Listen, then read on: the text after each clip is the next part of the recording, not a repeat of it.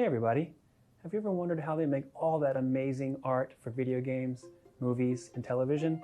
Today we're going to explore the world of 3D art. Let's get started. We have our existing scene here that we've already painted. These guys are hot, they've had a hard day, and they need some shade. So the one thing missing from this scene is a building to cast some shadow on these guys. So let's go over to our 3D program and we're going to get a kit from kitbasch 3D. All these wonderful buildings. This kit in particular is called the Warzone kit. Look at all this fabulous detail. Look at this. Someone went in and modeled all this stuff right here so you don't have to at home. You just got to buy the kit and then get out and start playing. And I think this guy right here is probably my favorite. Look at all that detail. So I'm going to get this building and bring that into my other scene. There we go. We're going to call it friend.obj because who doesn't need a friend? I know I do. I'm going to place the building just like I want it. What we're going to do next is we're going to take this building into another application and light it and texture it. And that's where the real fun happens. Get ready.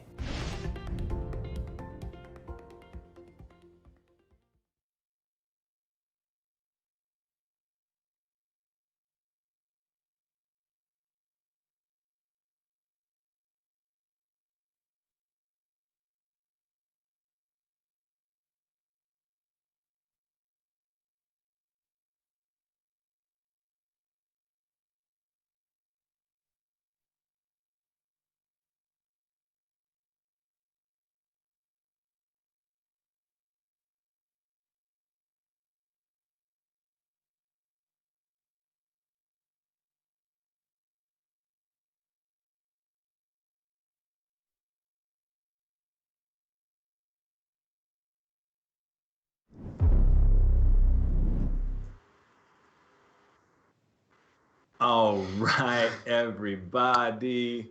I think we're back. I think we're live. If y'all can hear us in the chat, give us a thumbs up. Thank you all. Hey, Dan Rob. Hey, Hollows Woodsman. Thank you guys for sticking around and being patient with us as we figure this out. This is the beginning of a long Twitch stream, and we have an awesome team who's going to be, handling people from 21 different countries, tons of different, screen sharing and things like that. So. We're going to figure this out, and thank you guys for sticking with us. We could not be more excited to be here with y'all. Thank you guys for being in the chat, for being so lively. It was awesome having Nick and Pat on. Don't worry if you missed some of that. We will be posting that video later, and we're going to have, we'll do more stuff with them. But now we are incredibly excited to have our really good buddy, Dinar Wodia, joining us from the Netherlands. Dinar is going to be doing a... Oh, there he is. What up, Dinar? What's up, guys? What's up? You actually said my name really proper, man. I'm proud of you. I've been practicing. You gave me the old this one last time we did this. Exactly. That was at Playgrounds over in the Netherlands last time we saw you, man. What time is it over there where you are? It's here actually 7 p.m. Nice. Yeah, 7 p.m. Yeah. So this is Friday night. This is a Friday night. This is a Friday night set. It's the best set, man. Doing this on a Friday night. I love it. I love it. Art Toasty says it's 8 p.m. there. Anyone else in the chat? Tell us where you are. Tell us what time zone it is. This is a pretty global event, and we've got live streams going from here, from all of our homes. We're in Dinar's home. We're here in Max's house. This is the work from home edition. So tell us what's going on. Dinar, what are you going to be showing us today? Give us a little breakdown before we jump in. So you guys can see my screen right now? We can in just a second, but yeah, if we could, Vic, I think what I'm planning on doing is taking the future slums highway and aftermath and see if we can come up with a structure where we can have where we can divide the elements. And with elements, I mean all right, you have what we are going to do, by the way, is a sandy place, kind of with dunes and broken buildings and stuff. So what I was planning on doing is kind of showing the steps by steps, which I would take usually to make an image like this, basically. I love that. Yeah. Really, really briefly before we dive in here, Max, can you explain to the audience, because there are probably some people out there who don't know what kitbasch 3D is? Sure, yeah. So kitbasch 3D, basically we create 3D assets and we think of them like the Legos or the building blocks of digital worlds. So right now, Dinar is going to be using future slums, highways, and aftermath. So we create the destroyed buildings or the on-ramps and roads and lights of a city and those types of elements. Hopefully that means that Dinar and other artists have a toolkit to start working with, save them a bunch of time so they can dive in and focus on how to create a compelling world and tell a story with that. So Dinar, you're gonna be showing us around here, and Vika. By the way, guys, y'all will hear us refer to Vika and Jacqueline, our producers from Playgrounds TV, who are working so hard to figure out some of these tech issues. You'll hear us just talking to them. Huge shout outs to them. They have been tirelessly working to make this thing go down, and they've been doing such an amazing job. So Vika, if we could probably keep up Dinar's screen, and then we'll dive into this demo when we're ready. And Art Toasty says, "Bless you, tech team." Clap says Tea Sippin' Zombie. I couldn't agree more. This is really hard stuff to do. You know, and sure. We're in LA, they're in the Netherlands. You guys are all over the world, as you just put in the chat. Making a live stream like this is tough. If we wanted this to be super silky and smooth, we just posted a video to YouTube. But the reason we're doing this live is so that we can engage with you all in real time. JD says we can see the screen. Thank you very much. And Tea Sipping Zombie says, "Came for the interviews, stayed for Dinar." Here we go. Awesome, man. So tell me what we're looking at here, Dinar. Yeah. So these are the kit bashes that I'm going to use, and what we're going to do is try to make like a small version of a big landscape that I would usually make for an image or briefing for like Last of Us. So I took multiple kits from kitbasch, and I put some sand and like put different elements and broken parts so that we can have our own story, and within this we can almost have like from each angle we can show something, you know. And the cool part about this is if we put on the light, which is like this, check this out guys, and then we have the fogging. Look at that. Look how cool that is. And we can even play with the lighting, you know. We can even. You're working in Blender, right? Yeah, this is in Blender indeed, yeah. And are you rendering with Eevee or Cycles? Yeah. This one is with Eevee because I wanted to show that, first of all, I wanted to interact with the people more and then show them like while I'm working on it. And secondly, you don't really, like with most images, you don't really need high-tech 3D because back in the day, I didn't even use this much 3D. So it's just, you know, what if you need like multiple sketches from one area, you can just, you know, like you can take one from here or you can take one from here, and it's a story in itself. So it's just to show like how you can make a set where you can make multiple images. You know, you're almost like your own director. Sure. And yep. For people in the chat who haven't used 3D, Blender is free. So you can grab this software right now for free and start playing around. Yeah.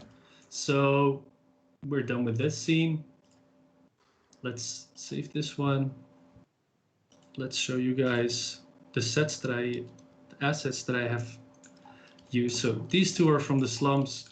I'll just tell you guys, I already I adjusted a couple of things. First of all, what I just was the textures, I made them a bit more yellow, and by doing that, it kind of looks like it was you know, it places itself within a sand element, because after what, like me myself, I come from the Middle East and I've seen buildings go more yellow just because there's a lot of sandstorms and whatnot. So for me, it was just easier to actually, you know, adjust these and kind of make them all align in some in one universe, you know. And that goes for these as well. I think this was a rubble texture, but I just put a sand texture on it so that it's more in line with what I wanted to do. And this is what I love about kitbash, is it's not only like just placing it, it also gives you opportunities to actually play with the models, you know. Like you can even remorph them and you can do whatever you want, and they will even stay in, and the textures will stay intact, as you can see. And that's a very useful thing for an artist or somebody who wants to be very graphical. And I divided everything between the stuff that we're going to use, you know, all the assets. So let's get started. So Dinar, we've got a question in the chat. Could you tell Hervis2 asked, could you tell us about the computer that you're using, CPU, graphics card? Right. I'm using a I'm actually not that good with all these, you know, CPU, GPUs, but what I do know is I'm using a GTX 1080 Titan, and I have, I think, 64 gig of RAM. So I'm kind of like, I am. That's why I choose a couple of buildings just so everybody can actually work with this as well and follow the demo if they wanted to. Cool. I love that the first step is, you know, if you're going to use a bunch of different kits, then trying to bring them together through materials. Right. And the cool thing about this is I don't want to worry about that while I'm doing it, while I'm placing everything, because I already put everything that I'm potentially going to use within the image itself. So without further ado, let's get started, I guess. Yeah, I love it. And Hervis, thank you very much for your question. Y'all out there in the chat, I just got a ping from our HIS team who also handles our discount codes. And as a huge thank you for you all sticking through the technical issues we just had, they have made a code DINAR50. And if you use that right now, the first 15 people will get 50% off their entire order at kitbasch3d.com. So feel free to dive in there and use that code, get 50% off. You can get the highways or the future slums or the aftermath kit or your entire order. But thank you guys very much for sticking with us. And here we go. Let's rock. This is our first demo of the day. Dinar, what are we looking at? What are we looking at? So before I go any further, I just wanted to show what I use from the highway roads. And the cool thing about this is, you know, it's all separate element. If you look at it, you see, it's like it's just one element, but then I put an arrow on it, then all of a sudden you have a full street. So it's stuff like this that is very useful for what kitbash does, for me at least, is give me a very solid ground base to work upon. And I think the first thing we're gonna do is hide everything, and let's make because I want the ground to be broken, and there's a Blender tool actually called Landscape, and what you can do, check this out, you can play with the depth, you know. Is this is this a built-in tool or is it a downloadable plugin? It's a built-in tool. You just have to chip it to unlock it. Look how cool that is, yeah. You see, the plugins in Blender make it so powerful and so fast. It's crazy, dude. It's amazing to see. Yeah, and you can adjust it. You can do every type of stuff. You can, you know, swirl. You can adjust a lot of stuff. And the cool thing about this is, it looks very rough, obviously, but the more subdivisions you add to it,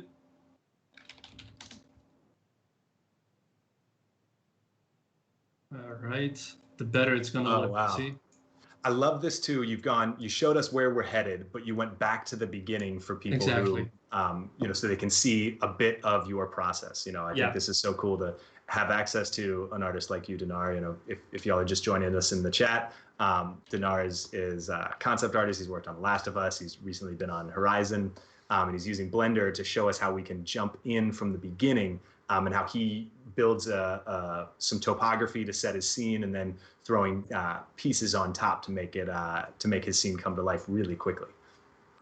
Yeah, it's really, it's the thing for me about using 3D is it's not necessarily always about having super high-end 3D renders, which I have to admit I'm also falling for that trap where I spend too much time in the 3D part. But the important part about this is it's just use any tool that is necessary to put you to a place where you can provide quality. And for me, Blender has been amazing so far. Josh Shaw and Jack goes, "Are we making Mist?"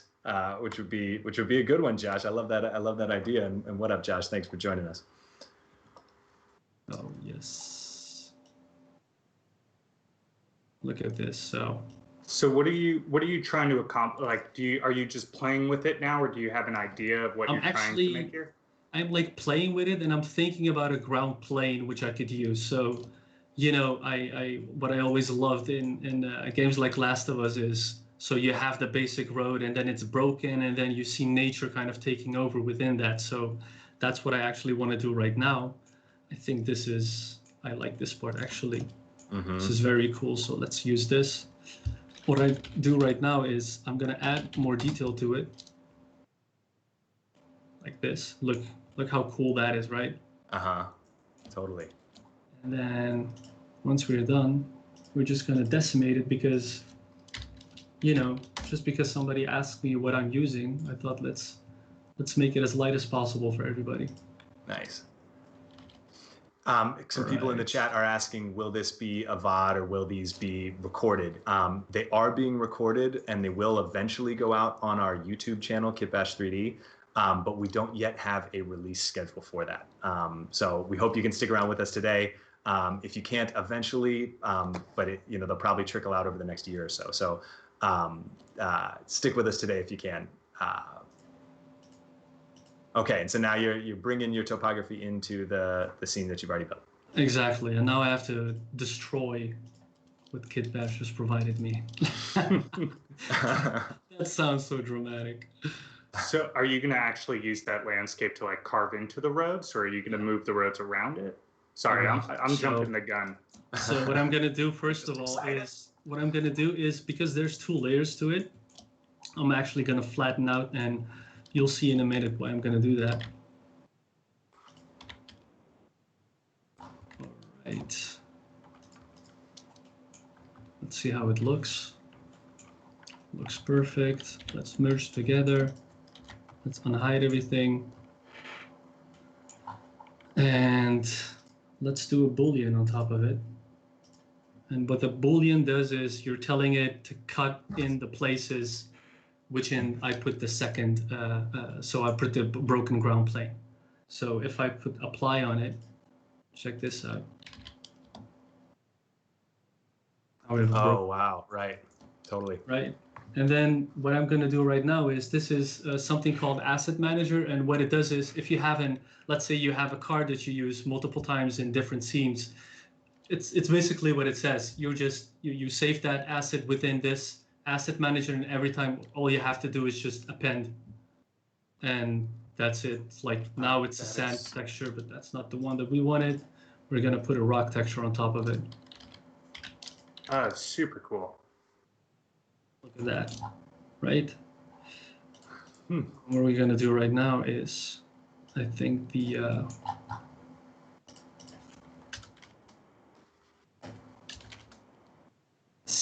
look at that, right? Oh, wow, dude, I can't believe how fast you did that. Right? I mean, you've been going here for four minutes. So this is the whole thing, right? I could have gone into ZBrush, I could have sculpted, I could have done this or that, I could have found a better model, but at the end of the day, what I'm trying to do is, when I make these type of images, I just, or in 3D, I'm sorry, just try to make a good placement for my for the images, or for the Photoshop file, so that when I'm in Photoshop, I have a great base to work upon. So the second stage, what I want to do right now is, we're going to add some sand. And the way to do that is, let's put the texture on it first. All right, sand texture, that looks good. And what I want to do right now is, I'm going to put a displacement tool on it. And there's no map. And this is the cool thing. I'm trying to use as less possible as I can, as in textures or assets from internet. Like this is, again, is from Blender itself. So you're just adding just a noise texture on there. Exactly, yeah. And when you say as little as possible, you're talking about polygons. Exactly, yeah, polygons and like different 3D models, and having a lot of external downloading, importing it. And it just takes a lot of time, so you just have to think simple for yourself, And for me, for example, all right, you would say like, okay, but what about the ground floor or whatever? But that's all in stages. The first thing I'm looking at right now is like, okay, how big do I want the plane to be, where the buildings could be on top of it as well, Because this is going to be our middle point. So, and based on the cool thing about this is you can look at this, you can actually say how big it should, or how big the dunes should be. But for me, I always like it when it's a bit simple, Totally. And then on top of that, we can always make use of other stuff as well. So And what's so cool about what Dinar's doing here is a lot of this stuff you used to have to do by hand. And Dinar's able to use technology and a lot of, Blender, the software that he's in is free. And it's able to use, the computer is able to figure out and make a lot of decisions and choices, or at least give you a bunch of options. So then in a sense, Dinar, you're sort of picking your favorites of things and then adjusting them to customize. Yeah, exactly. Yeah. Because this is not going to be the final result of anything. Even till the end, I'll still be adjusting a lot of stuff, if I don't like it. And what I'm going to do right now is... So now you just got a ground plane to kind of just even it out, and then just have that secondary one creating the hills around it. Yeah. I feel like this is such a common theme when you talk about art at the highest levels is it's iterative. Dinar just said, this isn't going to be the finished product, but we need to get ideas out fast so that we can start talking about it, right? Exactly. Yeah. The whole thing, right? That's like within our industry, that's the whole thing, is conveying an idea to the director or director, whomever it may be. Yeah, you gotta produce things fast so that, and it doesn't have to be. I feel like everyone gets so caught up, especially in the era of Instagram, we get so caught up with making it look perfect right out the gate. And if we can't have it be the most beautiful thing immediately, then we don't want to do it. But it's really almost the opposite, right? You want to get ideas out. I am guilty of that as well. Yeah, I am truly guilty of that as well. And it's super hard to, but I think the first step always is being aware of that's the case. I think that's always the first step for everybody, is being aware of, all right, what am I actually doing it for? At least for me, that was the thing, because I noticed that, you see, for example, sorry to cut in, the face count is like 200K, and for me that it doesn't justify what it should be that heavy. So I'm just, again, I'm going to decimate it. And the reason you're decimating stuff is so that it can move fast. Exactly, yeah. Because that's what I want to do, is I want to be fast, and I want to have a good basis. And, I'm also thinking about, all right, how important is this in the image, and how much detail do I need within this thing? And like a sand doesn't really need detail, you see, like now it's way easier to move around with it. Totally. We got a question in the chat. Should I get Blender or Unreal? I'm new and just want to play around. I'm comfortable coding in Unreal Studio. Is it best to work in Blender first? What's your take on that, Dinar? Man, it doesn't matter, man. It really doesn't matter, right? Well, and they're both free softwares, and just start working. Grab something and get it going. And if you're referencing, should I grab kitbash files as Unreal or Blender? It doesn't really matter, because you can always go back to your account page and re-download kits in whatever file format you want later for free. So grab one today and get going. I mean, if you want, take some of the tips you're learning here from Dinar on Blender and dive in, and show us what you make with it. We'd love to see. Dinar, I'm curious, with this image, how much of it do you already know what you want to execute versus how much of it are you kind of playing around and letting serendipity kind of drive it? Right. So what I usually, let me just show you guys this. What I love to do is just go online and just be inspired by whatever I see fit. So I went through Akira because I know it kind of has a similar feel to it. This is Maze Runner, Trials Court. So just to get an idea, and this was my take. This is what I was aiming for, because this, as long as you have this part, this is easy because you already have the big shapes. So I'm trying to focus on the big shapes, and hopefully we can get to this part as well. But you see, like I'm not really, I'm just getting inspired by everything, by my fellow peers, by movies, by mangas, by whatever, and then see what I can do with it, Awesome. I love that. And showing how you keep this reference board there, that you start with a mood board and then you can go back to that. And I think what you just said too is so cool, that you get inspired by everything. I think that is inherent in so many artists, that they're constantly looking for the real world around them or the art that they see to help evolve them, right? Yeah, yeah. It's almost like the whole art world is one community feeding unto itself.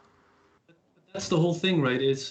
I always tell people as well, is if you want to be as good as, Mache or even take directors, right? All you have to do is just as Dinar, I'm just saying the people that I look up to, right? But all you have to do is actually see by who they get inspired by, right? I can clearly tell where, like, by what Kanye West is inspired by, because that guy is sampling old music. And sampling, like, for example, in our industry, if we copied something, it's stealing, but within the music industry, it's sampling. So Right. just a bread for thought, because nothing is actually stealing. You're just borrowing idea. We always take from the past and form the future. It's always been the case, you know?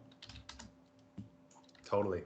I couldn't agree more. I mean, we didn't invent these ideas. We're all using things together to. I think it's Jason Reitman, the director, calls it his visual spice rack. Yeah. And he says, you know, if and Darren Aronofsky's constantly talking about this too. Whenever he's uninspired, he takes the day off and goes to a museum. Right. Exactly. And why it, lately I just finished watching what was it, Tenet, and you can also clearly tell by what Christopher Nolan was inspired by. You know, and I love that, actually. I love when I can see by who someone is inspired by and how they use that inspiration for their own benefit. Dinar, a question on what you're doing right now. So as you're dropping buildings in, are you thinking about like the actual camera and composition, or are you thinking about how does this make sense from a world view? Exactly. I'm first of all, I'm thinking, how does this make sense from a worldview? And as soon as I kind of figure that out, then I'm gonna fuck around. Then I'm gonna mess around with it. As in, you see that? You saw that? That was a good save. But yeah, then I'm gonna mess around with it, because first I want to feel like it's kind of logical, you know. So excuse me, the buildings are on the side of on the edges of the road itself, and I wanted to show this as well, so that, you know, we're come to a point where if I fill the whole thing, I can take multiple shots, not just one shot. You know, that's what I lately tried to do, is fill my whole scene in, and kind of making it feel like it's a whole set almost. Yeah. Well, I'm gonna just ask you a bunch of questions as you keep going, but if at any point you're like, I gotta head down and focus, just let us know. Yeah. When you're in the process of working on a game, you know, you just finished Last of Us Part 2, you're working on a bunch of other upcoming stuff now. How much of this process is what you do in the game? How much of it is, you know, I guess, can you walk us through when you're designing a scene or a moment of a game, what the process is? Right. I think the most important process for me always is reference research. And with research, I don't mean just the idea, but also like how does a certain light react to a certain material like grass, because grass and ivy have a different type of material and it reacts differently to light. It's all these smaller things that adds a lot to your image itself, you know. So, and without doing that, so I'll take an example for if I had to do an image in a hospital. I don't know how a hospital looks like. I can rely on my knowledge of hospital, but I know I can just go to the cliche stuff that I always know what's in the hospital. But it's usually the smaller things that adds a lot to the image itself. So with every image, I try to tell like a small story within every place itself. For example, I know these two buildings look alike, so I just put them next to each other, and that way, because we have smaller ones here, if I put them here and then a bigger one, and then let's say we would have a shot from this point of view, you can see that there's a lot of depth, and we kind of slowly follow the eye itself. So it's very hard to say, you know, to ask somebody, how do you do this, and what are you doing? Because it's almost like fighting logic against artistic choices, you know. What is more important for that person's self? Because, like, you can't say Tim Burton is a worse director than Christopher Nolan because his movies are not realistic, right? Because that's just a choice. But when you make a choice like that where it doesn't look realistic, then it's all about how strong is, like, how can you convince me with this idea? You know, how strong is your idea itself to convince me with it? So I guess with working on professional work, do you often have a blank slate, or do you get 3D assets or files from them? Or what's your, you know, after you've collected reference, are you thinking about, you know, levels from that world point of view? Or are you thinking about, okay, this is the player's path that they have to go through. How am I going to create moments of interest? all three, which you just said, all three of them. We get based off of 3D. Like I've had images where I just got a screenshot from a alpha version of Last of Us 2, and then I had to paint on top of it. Or we got like a basic mock-up of the gameplay area, and we just had to fleshing it out. So it's I think I'm pretty sure you guys know that as well. I think with pre-production is the most fun part to do for me, because you're just exploring the whole time. And once everybody figured out what how the game is going to look like, then it's more, you know, being precise and them telling us what direction they wanted to take it in. And the cool thing about Naughty Dog and its artists, it's always they always are for great quality. So if you can convince them that, you know, your idea is better than what they had before, what they had, then, you know, all power to you. Go for that. But if it isn't good, then, you know, you just have to go back to what you initially promised, actually. I'd love to jump in with a couple questions from the chat. The first one, Bushy Doc asks, how are you managing all the polys? And Bushy, he was using the decimator tool in Blender to crunch some of the assets so he could get a lot of that information in. And then there's been a couple questions about your workflow 3D versus Photoshop. Are you gonna, in your normal workflow, would you start with 3D or would you start with Photoshop?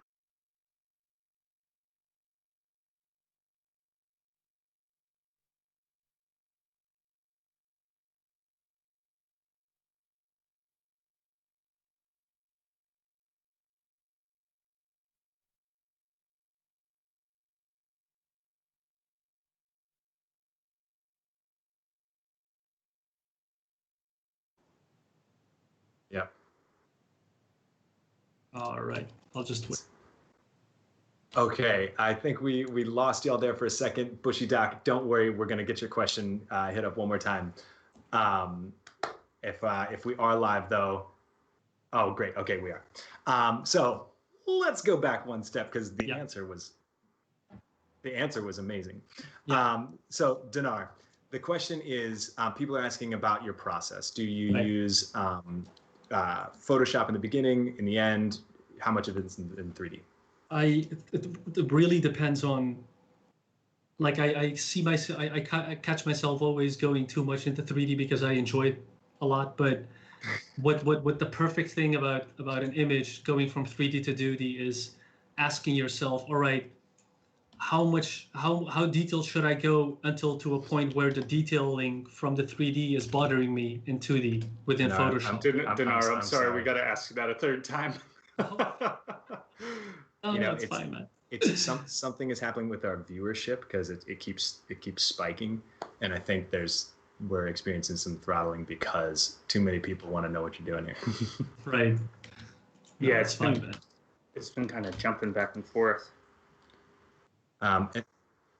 All right, I think we are back in the game. If you ask that question again, you know it's gonna happen. Honestly, I think don't ask that question anymore. It's Beetlejuice. Here we go. Beetlejuice. Maybe just give the answer, Dinar. But the answer is I try to. What I always tell myself is, how detailed should I go in 3D where I don't come to a point where the detailing in 3D is bothering me. And with that I mean, if I detail it too much, it actually limits me within Photoshop if I want to, you know, adjust something or adjust the whole building within the image itself. But if it's too detailed, then it's a bit too hard. Then it's way harder for me to do that. So it's a question of what do you want to achieve with it, you know? It's very hard, actually, that question. I'm still asking myself every day. So it kind of changes. It's kind of like you work in 3D until you're sick of 3D, and then when it's not fun anymore in 3D, you're like, nah, I'll jump in Photoshop and finish it up there. Exactly. Like it all depends on what kind of image I do. But to be honest, for interiors, I tend to do 80% 3D, and for exteriors, I tend to do like 20 to 30%. But you know, now it's an exception. But yeah, back with Last of Us 2, we tended to do it like that. Awesome. Thank you for answering the question 3 times. Chat, thank you for asking your questions. We don't have too much more time here, so we want to get to those things. Kai Ventura brings up a good point. We didn't even think about trying to disconnect the printer. That probably would have done it, though. Yeah, it's also, we made sure there were no microwaves within a 3-mile radius of this stream. So, But Denard, I mean, this is unbelievable. Despite technical difficulties, answering all of our tappings on your shoulder questions, you've got a scene here in 20 minutes. Yeah, you're gonna throw some of this bloom and an atmosphere. exactly. And Let's add that exactly. Rubble. Let's put this in a folder first. All right. Let's add some lighting. Let's go here. This is the thing with Blender. It's, oh yes, thank you. The Lords have spoken. So first thing you do is I'm gonna add light, sunlight. This is actually an add-on that I downloaded. It's from, I noted it down, it's from CG Cookies, I think. Photometric lighting. And what the interesting stuff is, what he did is he actually made an add-on where all the lights are based off of the actual, sunlight or incandescent or LED lights. So he actually went to the websites like IKEA and checked how strong they are. huh. And yeah, it's fun. I only used the direct sun so far, but it's a bit too strong, I guess. Let's put it on 21. Nice. All right, let's put some contact shadows. It will be fine. One of my favorite things about watching Blender and Eevee is that you get so much good rendering for free in real time. It makes it so much easier to do your shot composition when you don't have to hit render, wait 2 minutes, see the result, move the light a little bit, hit render, wait 2 minutes to see the result. Yeah. It seems so much easier to find your shot composition and to adjust everything. And it's also, oh yeah, I think that's the difference between Unity and Blender. Is in Blender you can model and do the lighting at the same time, and not a lot of softwares have that. Dinar, we're getting asked in the chat, what was the add-on's name again? It's called CG Cookie Photometric Lighting. If you type in YouTube, you will see that. CG Cookie Photometric Lighting. Yes. All right, it's going somewhere. And I guess the same question for this phase. As you're throwing the sunlight on there, I'm assuming you have an idea of where you're going to put the camera. And so... Yeah. So let's say, I was, based on the lighting, based on everything, at the end, I usually just walk around in my scene and have a camera and then just play with every type of lens, If you look at it right now, if you press this off, it's already something, right? Yeah. If you go to view layer, sun, direct sun, look how cool that is. So, and what I did right here is I put an RGB curve on HDR, and what that does is actually makes it more graphical. So this is how it looks like. This is what we do if it goes the other way around. So it makes the shadows more light. And what I like is it makes the shadows more dark, but it almost makes a whole shape out of it instead of, kind of mixed here. You see that? It's grouping the values a bit for me. And Gotcha.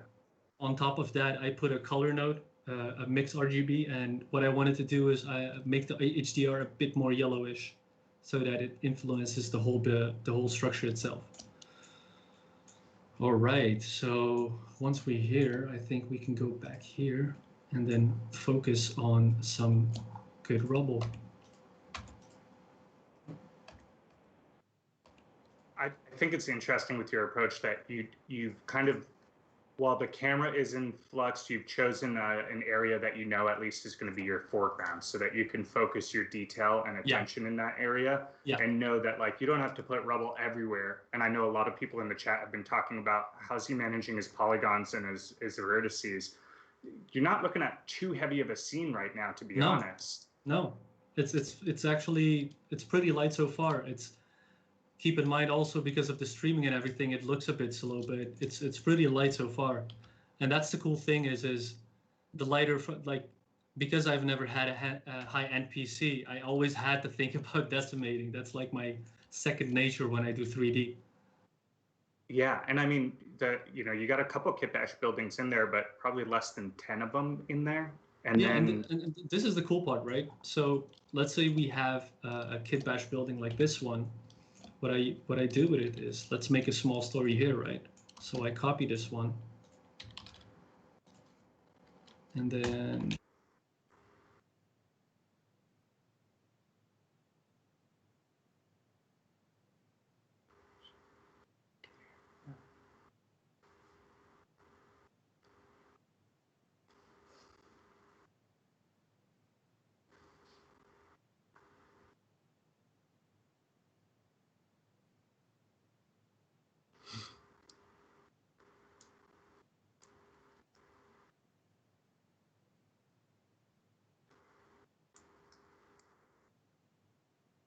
Oh.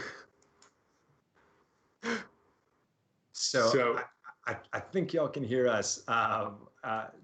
Dinar, I think, is experiencing an audio on his side, but if you can hear us in the chat, would you give us a thumbs up? can you hear and me now? and audio. And here's Dinar. there we go. What the hell?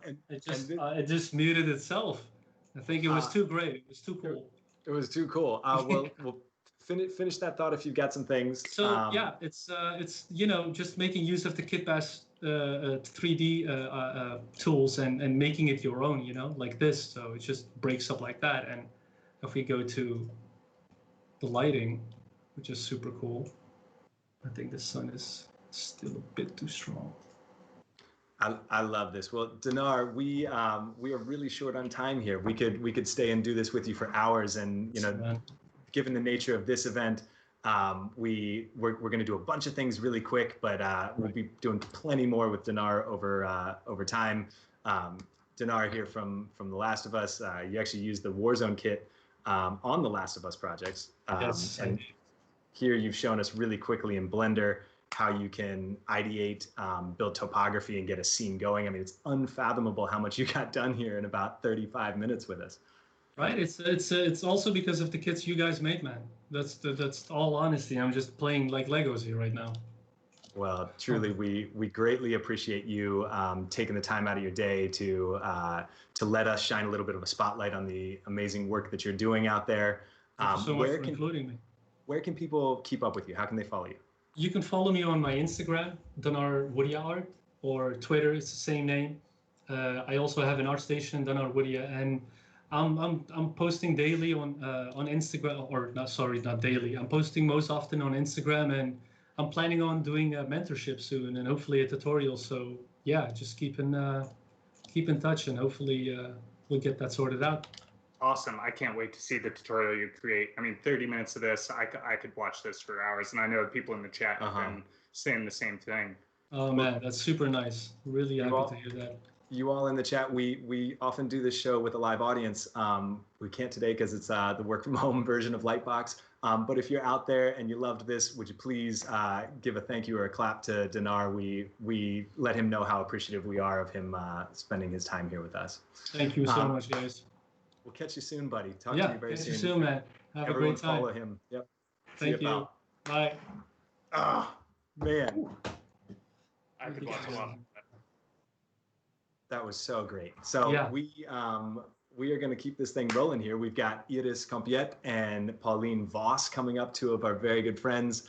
Iris has worked on Magic the Gathering. She's got a new book coming out. Pauline's been at Marvel and Riot.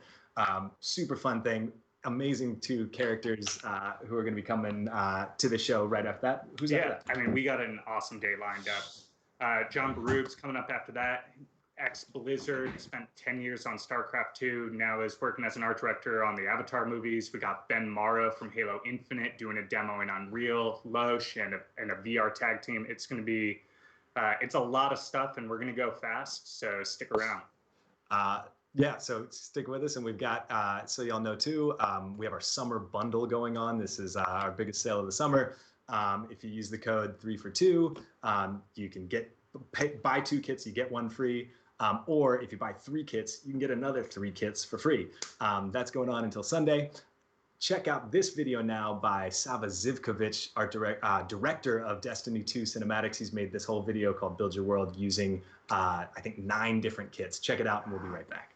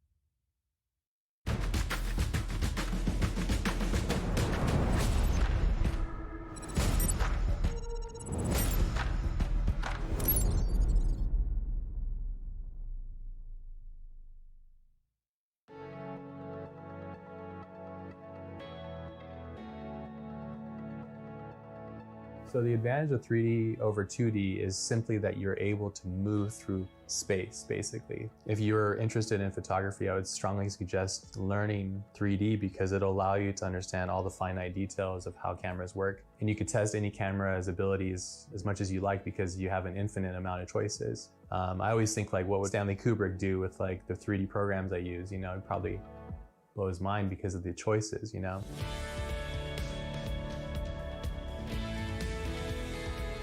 But I also think it's really important to be inspired by the reality of a real camera and understanding how that mechanism works, understanding how light works, how to capture moments, and letting that feed the CGI. Because a lot of times I think with CGI, it's so easy to make something that's lifeless or dull or dead because it's so perfect and it's so pristine. I'm always thinking about the intention, like what am I trying to say here and what am I trying to do? Am I making something that moves? Am I making something that's still? Almost always, it comes from the intention of the emotion that I'm trying to evoke from my audience at the end of the road. It's the most amazing thing to make an imaginary, completely produced world and be able to move around in it and see it real time. It's like, come on, it's the best. You're basically making your own worlds.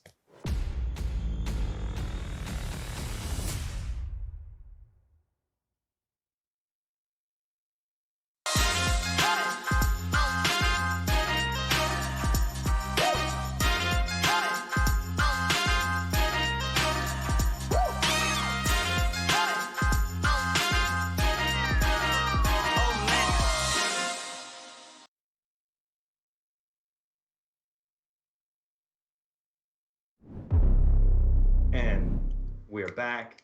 What is up, everybody? I'm having the absolute best time. How you holding that, Max? Really well. Seeing everyone in the chat is so energizing, and even more energizing is our two next guests. Yeah, seriously. Thank you all for joining us here. And we could not be more excited to bring on our very good friends, Iris Campion and Pauline Voss. What is up? Hi. Oh man, y'all work from home. It's amazing. Your setup looks beautiful. Thank you. And Iris, who's that behind you? That's my dance slave. That's going. He plays Charles Vane in like he brings me now and then. He scares my cats and he scares me when I don't remember he's there. But it's fun to have somebody in the studio except me. Someone to hang out with. Yeah, that's my COVID partner. Nice. And Pauline, you've got a classical guitar behind you. Yeah, sometimes. I actually do the background music of some of my painting processes on Instagram, but nobody knows. Oh, now they do.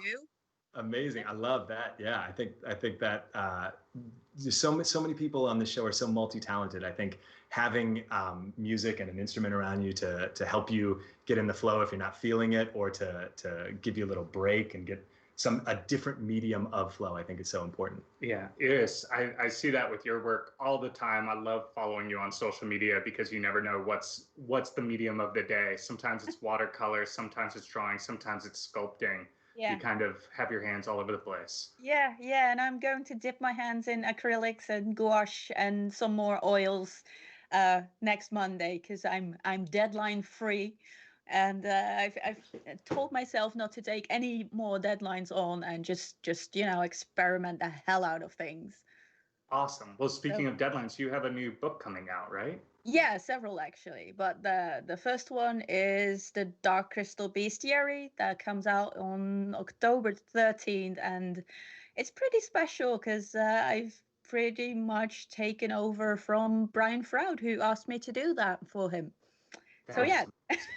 So cool. And that's part of with Jim Henson's studio, right? Yeah, that's probably everybody has seen the Age of Resistance show on Netflix, and this is the Bestiary, which just showcases every single creature from the world of Thra. And I worked very close with Brian. There's new never before seen mystics that I had the pleasure of designing together with Brian. And I even got to design some new creatures that have never been seen. So it was an awful big adventure. I grew up with this movie, and then to be asked to do this, yeah, that's pretty epic, to be honest. I'm super nervous for it though, because what if people don't like it? It's like oh shit. Well, how exciting to be part of such a legendary project. I know. That's a dream job on it. Yeah. That's awesome. And it's actually, I remember getting a Froud book when I was a kid and just being obsessed with it.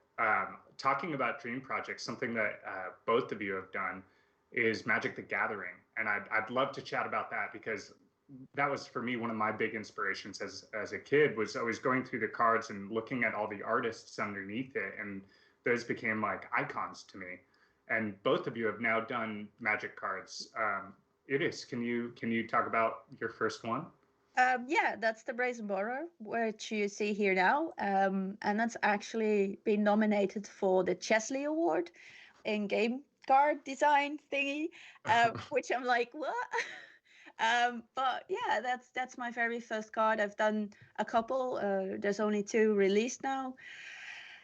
It's so different from what I do, and yet there's similarities in my art.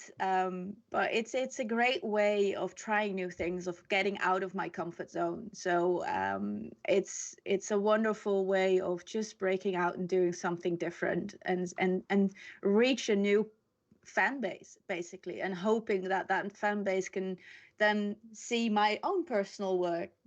So yeah, it's a wonderful way of working. So cool. And how fun to be part of such a fabled legacy there. And Pauline, you've gotten to work a little bit with Magic too, yeah? Yes, it was not even a year ago that I started my first Magic card, and it hasn't been released yet. So I cannot really talk too much about the work Hmm. itself. But you said that like for a lot of people, Magic has been an inspiration since they were young. But for me, I was like so not part of this whole industry, the whole thing until 3 years ago, when I decided to get into painting again, and then everything happened so fast because I really like sat down every freaking day to get better. And of course, when you start to get into the industry, you hear about Magic and how important they are, and Yeah. how much sense it makes to have it in your portfolio and all that. And I love working with them because they give the artists a lot of freedom when they create. But for me, it's like it's very hard sometimes to do the split between having to pay the rent, and to have something in your portfolio that brings you further, and then but also to focus on your personal artwork. Because for me, everything that you show right now, except a few pieces that I did for Procreate, because I only work in Procreate, which makes a lot of sense that I do artwork for them. But um, it's like people know me for my personal artwork, and everything that I have been doing professionally is just so young that no one knows what I do professionally. Like I But haven't that posted in a comes. while personal work because I am working, but nothing has been released so far except Yeah. a few things.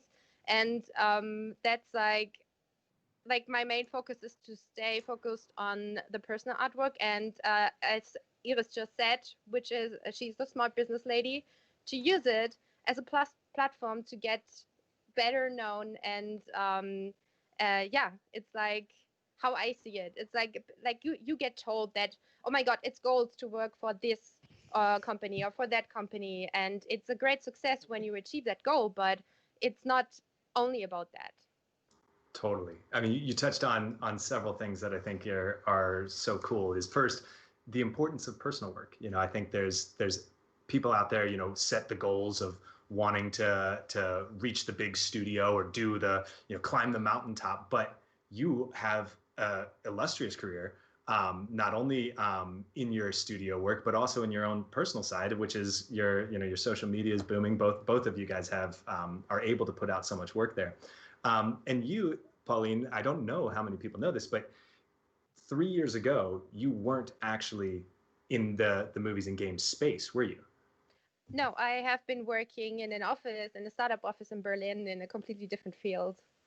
I mean, jaw dropping. I think in the era of the internet, and especially here with this live stream, everyone wants to have it so fast. And for you, I mean, 3 years is a very short period of time to get to the things you've achieved. Because after leaving that office, I remember hearing you say before that you had a pretty inspiring boss there, even in the corporate side, who allowed, you know, who inspired you to keep working on your personal work on the side of your corporate job, right?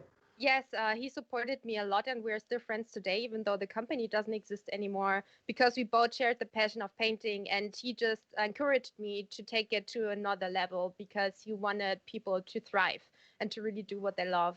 And the thing that made it possible for me to progress so fast in such a short amount of time in the last 3 years was because I was lucky to get to know the community that we are in, that we are in right now, right here, us, you guys. And I started to go to the events and get to know people. And there were talks like from Sean Sylvester that I remember. And he was like, listen, guys, you don't have to say yes to every single job just because you think you have to pay the bills, because this will kill important time to grow and to say yes to the right things. It's about what you want. You don't want to be hired from the studios to be a copycat, to just do like to kind of recreate what other artists are known for just because no one knows your name yet. It's like be bold and do what you wish. Like the whole community and the support made it possible for me to take the risk to actually have no plan B and to really just dive into what I really wanted. Love that. I love that. And Fishmail in the chat has a really good point. Vika, from time to time, if you could, Vika's our tech director and producer, from time to time, if you could flash to the screens where we can see Iris and Pauline's social handles. There's a lot of people out there that I know want to follow them and learn more. Pauline, you just touched on a really important thing, I think, of the idea of mentorship. And Iris, you teach at school, isn't that right? Or you're in the works? There's going to be a ferry workout being launched after Lightbox, and everybody who's interested in that can go to Schoolism website and join a subscription to be notified when that course is launched. And it's going to be a wonderful, fun experience, and just pretty much how I work. I'll show you my techniques. I'll talk about my process. I'll talk about inspirations, about setbacks, and things that I find important. And it's not about composition or colors or all that technical stuff. I think it's very important to talk about all the things such as ageism, or because I was told I was too old, and I worked a day job for 16 years on the side whilst working on a career. And just 4 years ago, I thought I wanted to quit painting completely and just don't try it anymore, because I was told I was too old. And I flipped a switch in my head and decided to just do whatever the hell I wanted to do, because I wanted to do it. And that was the moment when my Instagram started exploding. My Fairies of the Fault Lines Kickstarter came to life, and that resulted in this book here. And that's sold to a publisher now, which is going to be published in June of next year. I'm even thinking about animation. Heck, I'm thinking about an amusement park. Disney, move over. I'm going to do this better. So yeah, I flipped the switch and decided I wasn't going to play the game of trying to fit in. Because even Magic, I never thought I would work for Magic, because I'm a traditional artist and I do watercolors. And how many times have you seen watercolors on Magic? There's a couple, but not a lot. I love that, and I want to say, I Fairies in the Fault Lines. I have I have a fold out of Fairies of the Fault Lines on my wall. I think it's just such beautiful work. And if y'all don't know, you're making you released an edition already, and now you have a re-release coming next year, right? the first edition that was released on Kickstarter just sold out in so quickly, and Guillermo del Toro backed the campaign. Tony DiTellizzi, Bobby was on there. So all these people just were behind me, and it's insane to be chatting on Twitter with Guillermo del Toro, talking about an art piece he wants from you on a Sunday evening. It's like, this is my life now, people. And the only thing I was thinking is like, I am just one person away from Tom Hiddleston. Like, not really, but it's a good story. But yeah, there's a new edition coming because so many people wanted it, and it wasn't, there weren't enough copies, so it sold out. And now I have a publisher who's doing all the packaging and stuff like that, which I'm not going to do myself again. I'm not spending another couple of months packaging and doing that. It's insane. But enormous congratulations on that, Iris. I think that's so terrifically exciting. And I couldn't have done it with all the people. I mean, all the people backing the campaign and social media and stuff. Yeah, that's everything. Right. I mean, shout outs to you all in the chat. As Iris is saying, you guys make the world go round for us. And Pauline, you have a pretty unique experience in that way too. After you left your corporate job, you climbed the mountain, right? I mean, you've worked for Riot and for Marvel, right? What was your experience there? It was, as I already mentioned, it's like, okay, you talk to people that are already in the industry that you look up to, and they're like, yeah, these are the companies that are gold to work for. And it was a great learning experience for me. Like, Marvel made it possible for me to like, they were asking me to do cover illustrations for Star Wars because they like my style and they let me choose what inspired me from the movie. Or Riot, they have a big team, they have amazing feedback. I learned so much working with them. But it also made me realize that learning so much about this, I just want to take what I know and actually focus on my personal projects. And Iris, in that case, is a big role model for me because she already has been through all the process creating a world that most of the people from our industry know now. This is where I want to go to. This is my dream. I think that's one of the things that both of you are doing that inspires me so much, is that you've prioritized finding your own artistic voice, and you're allowing the projects and now more and more high profile projects to come to you because of what you have to say, not saying, hey, can you mold yourself into our style? You know, the idea of you doing Dark Crystal is like, that makes total sense. That's not you morphing your style. And Pauline, you know, having that experience now of working for two of the largest companies in this space of Marvel and Riot, and being able to walk away going, okay, what can I do to my personal style to find my artistic voice? Because, you know, maybe those didn't align with where I want to go as an artist. Well, they are part of who I am now, which is very important and what I have to acknowledge.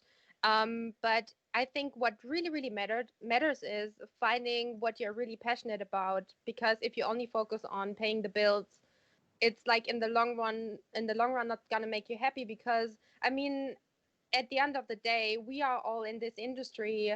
It's not very like, I mean, most of us have the experience where we grew up and maybe our parents were like, don't become an artist. You will end up starving under a bridge. And still we did it. Like it's something that in normal society is people don't get it. Like I heard from so many artists that their parents still cannot understand what they are really doing, even if they are already super successful. But they see Van Gogh as the example, right? that of the starving artist, but they don't see see what art is.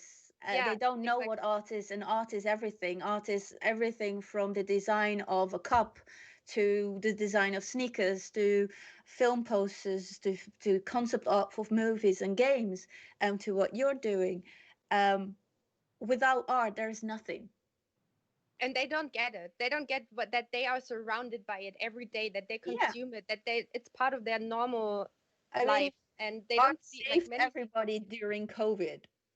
Art saved, like, without the books, without the music, without the Netflix and all the streaming services, take that away and everybody would have gone even more crazy than they already were. Right? So, it keeps them sane on the daily on the daily level, and they don't even get it, like most people. But if we already took the step to take the risk of becoming an artist, why not going even further? Why not like sticking with that vision that we have and really do what we want instead of enslaving ourselves for someone else's vision?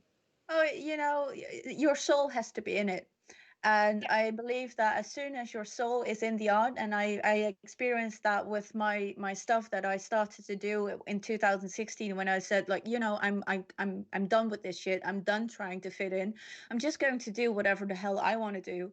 And if you like it, wonderful. If you don't, okay, you know, no skin off my back. If you love what you do, it will always be found by people who love it too. Exactly. And that's, you know, I was offered a job by Magic. I was offered the Dark Crystal job. So many things came on my path just by putting out there what I wanted to do. So by saying like, hey, I can do this, let me do this for you. People just found me. And I think that's the same for you. It's just you put out what you can do, and you show authenticity, you show passion. Very important, passion and by soul. saying that, I would like to also add that it doesn't mean that you are not scared from time to time. It doesn't mean that you shit your pants about oh my god, am I going to be able to pay the next bills? Or it's like, it's so normal to be in crisis. It has to be more normal to talk about it and to be in it without it meaning the end of the world. It's like part of the cycle, and you have to accept it. it's also not always about money. I mean, sometimes you have to just take the leap and just try something just to know if it's a fit.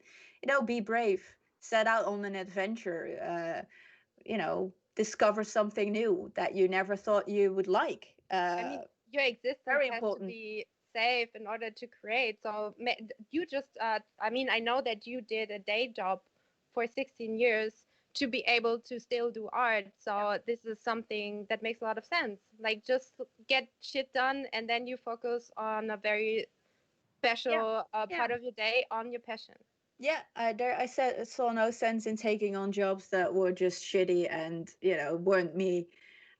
My time is precious, and I like to spend that on fun stuff, even if that stuff doesn't even pay me a penny. Exactly. But it's fun to noodle on that little sculpture of that weird little gnome with that owl on its head. But it brings me happiness. I love it. I think that's so deeply important for people to hear is you two are shining examples of taking the thing that you love and making it your work. And then when you talk about it doesn't work, you don't worry about if it's about the money. It's about doing the thing that makes you happy. And I think we in our modern society, of course, money is important to make the world go round, but we get so caught up in that. And I think you guys are such a wonderful example for people out there to go after your dreams. Because you might make it to Marvel, you might make it to Riot, you might make it to something that you think is your goal and realize that's not what you wanted, and really getting in touch with yourself and figuring out what it is that you want to express to the world. I think you two have and continue to be such great examples of that for everyone out there. So thank you both for doing that, and please in the chat, if you're into that, put a comment in there. We could talk to y'all forever, and we've done this so many times before. And I see Speedy Dude is out there in the chat from the creator of Firestarter, who we have done many things together, all of us. But we could not appreciate you guys being here with us more. Please, everyone out there, thank them for us. Thank them with us. Give them a follow on Instagram. Their social handles are there. And we'll check y'all very soon. Thank you so much for being here with us. Thank you. Thank you. See you guys soon. Bye-bye. Oh, man. Pauline and Iris are so brilliantly inspiring. I love getting to talk to them every chance we get. But we're going to keep this day rolling. Who's coming up next? Yeah, up next we got John Barub from Avatar and 10 years on StarCraft 2, tons of time at Blizzard, now directing his own projects, and really excited to hear about him and his career. And then another thing, so our Hints team out there who has been dropping codes, whenever we put out a new kitbasch 3D kit, they put hints on our Instagram. If you follow us or you're on your newsletter, you know how much fun they have. And when they heard about game day, they were like, we have to do trivia.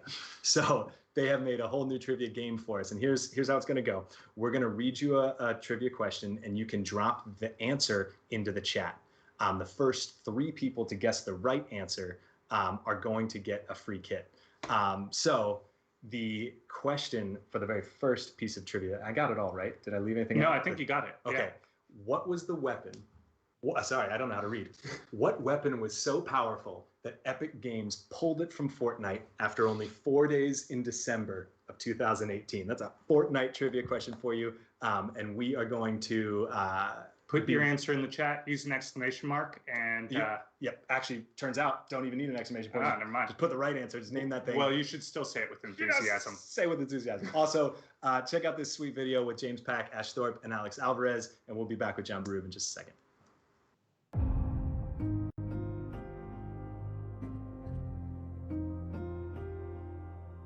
Today, there is a digital art revolution. Almost every aspect of our daily lives has an aspect of design and art involved in them. I believe that we're in the Renaissance age for CGI. It's creating this really exponential rate of growth that's amazing. If you took a student from today and teleported them to 20 years ago, like they'd be considered like an industry-renowned artist for the quality of the work that they're doing. Techniques that professionals use were once these hidden secrets. Like you have to work next to this guy and pass through the gates of approval for sit next to this guy for like a couple of years, and then he might show you a trick or two. But nowadays, with technology and software, internet, people are learning a lot about technique.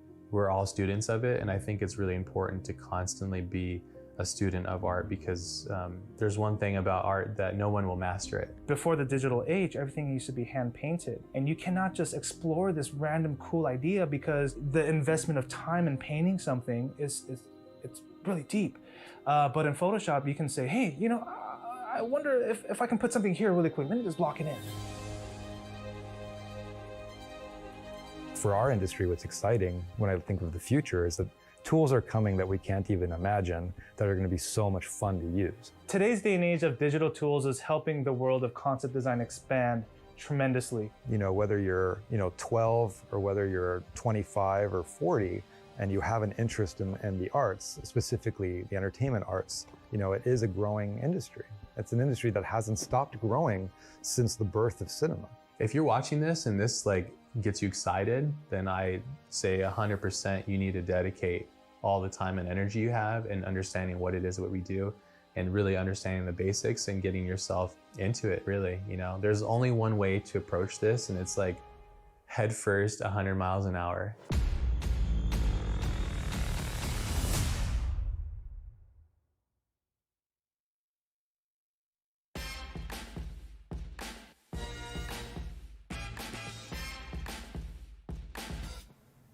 Okay, everybody, now that our building's ready, let's jump in and do some painting. That's where the real fun happens. Okay, so now let's cut our building on, and let's welcome it to the neighborhood properly. So our render came in perfectly. Now all we gotta do is add a little bit of lighting and really put it in our scene by giving it the proper atmosphere, making it feel welcome, making it feel like it belongs. Make everybody happy. Okay, so we're painting in a little atmosphere, a little light haze. So you can see right here, we got all this smoke and all this beautiful atmosphere and life through this scene. And what we want to do is just very easily cut our opacity down and just ghost some of that atmosphere right on top. Just going in, having a little fun. There's no wrong way to doing it. And if you're not having fun, you're doing it wrong. So now let's go in and add a little bit of light to this. What we want to do, we want to take our layer here and change our mode over here to screen mode. So there's a little bit of sun poking through all this dust and haze. Okay, this is in a really good place now. Now we got this building, we have the right amount of atmosphere, the right amount of shading. It's about in the scene where I want it to be depth-wise. Okay, look how fast that was. All right, so now that we have the atmosphere taken care of, the next thing we're going to do, we're going to add our lighting and our texture. That's going to be fun. I'll see you there.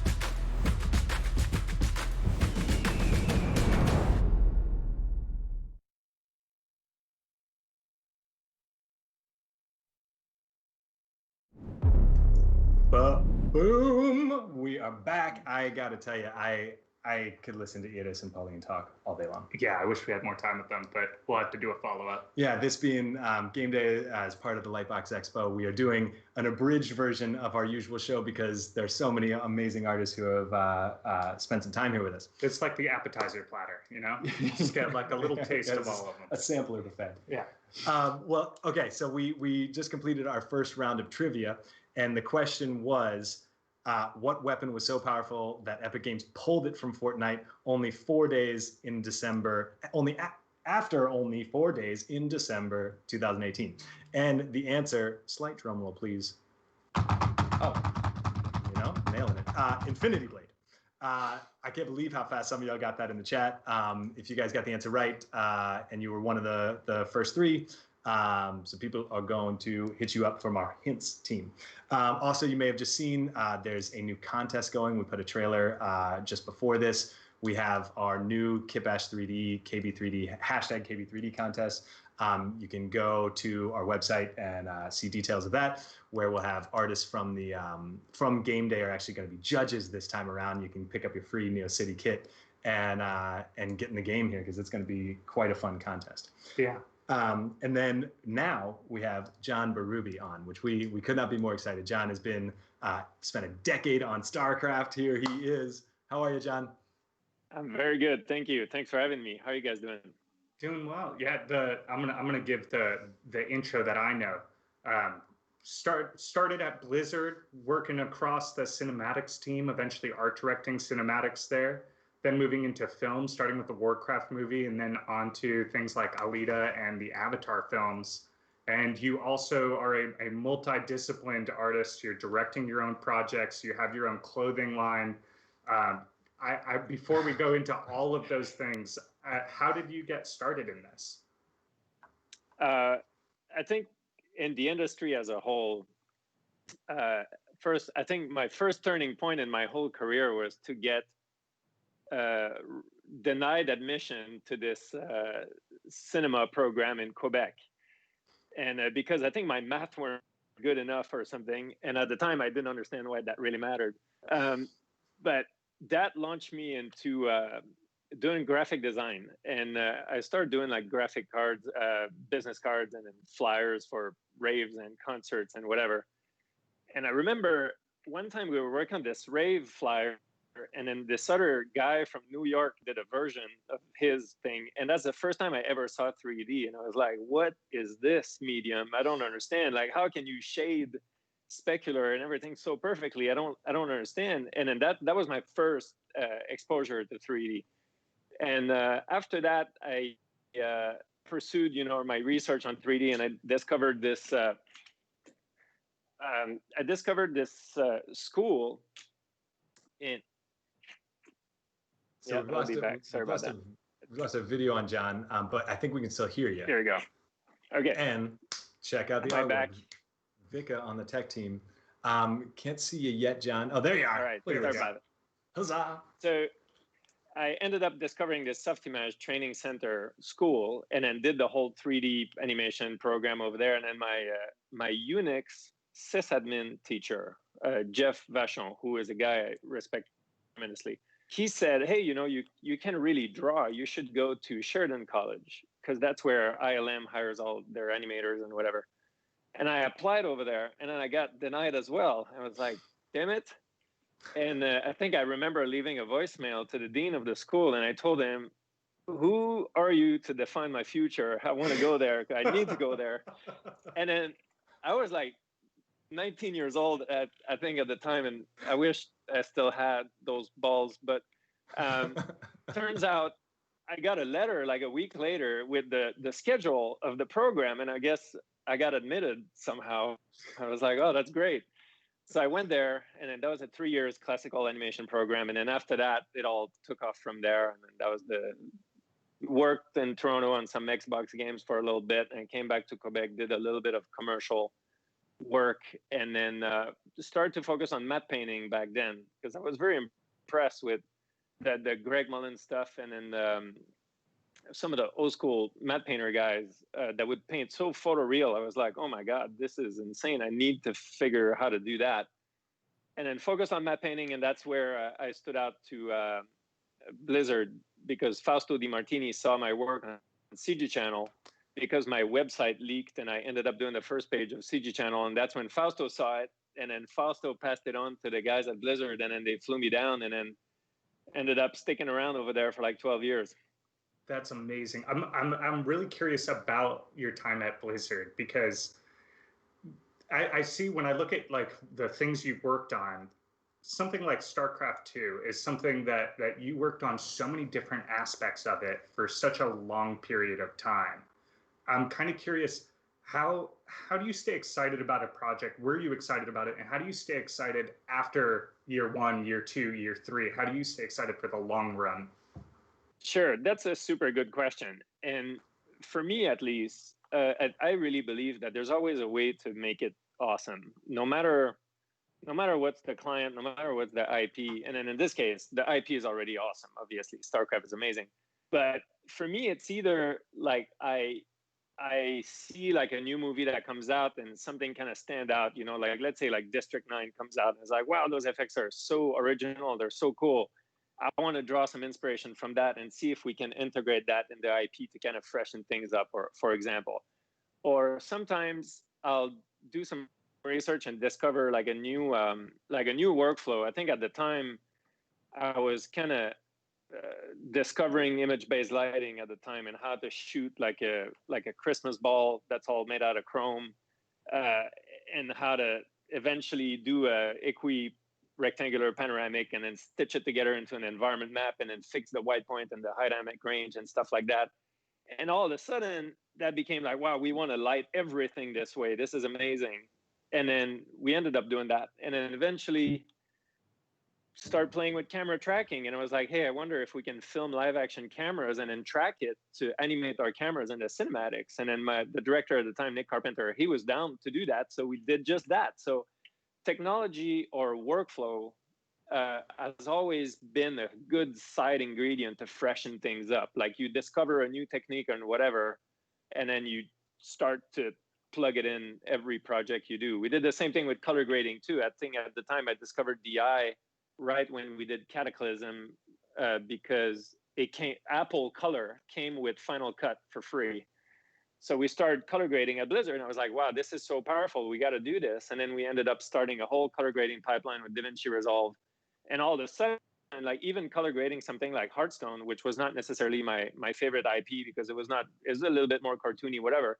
But even just doing the DI on that was amazing, and how to just maximize the contrast range and the compression and all that. So that's always been my angle at like kind of reviving IPs and projects, is just to find a new piece of exciting technology or workflow and just try to kind of reignite the soul of a project using that. It makes perfect sense why you're on the Avatar movies. Yeah. Totally. Yeah. That's I'm curious, when you left Blizzard and jumped into the world of film, what was that decision, and why did you make that decision, and how's it been? So I think at the time, so I stayed at Blizzard for quite some long time. Like I think it was like about like 12 years, and eventually I think I personally feel like I stayed there too long, because I was very eager to get into the live action aspect. That's gonna sound like super corny, but when the Transformer 2 came out, I was like, this is insane. Like the story is kind of so-so, we all know that, but the visuals of that movie, I think Duso was one of the art director at ILM, and I can't remember who was the VFX soup on it, if it was John Knoll or Roger Goyette, but I mean, the complexity of the robots, and then the color grading of Stefan Sonnenfeld at Company 3, and then the lighting work that was done with the DP on set, I was like, this is some of the most complicated moving piece of images on screen. And I was like, this is the most insane painting I've ever seen, but it's moving on top of that. I was like, I want to do something like that. And then I every chances I could get my hands on a camera at the time to try to film some stuff over the weekend, to try to make my stuff like the Michael Bay stuff, I was just so distracted with that it became like I wanted Blizzard to go down that route, and it's like, hey, your personal pursuit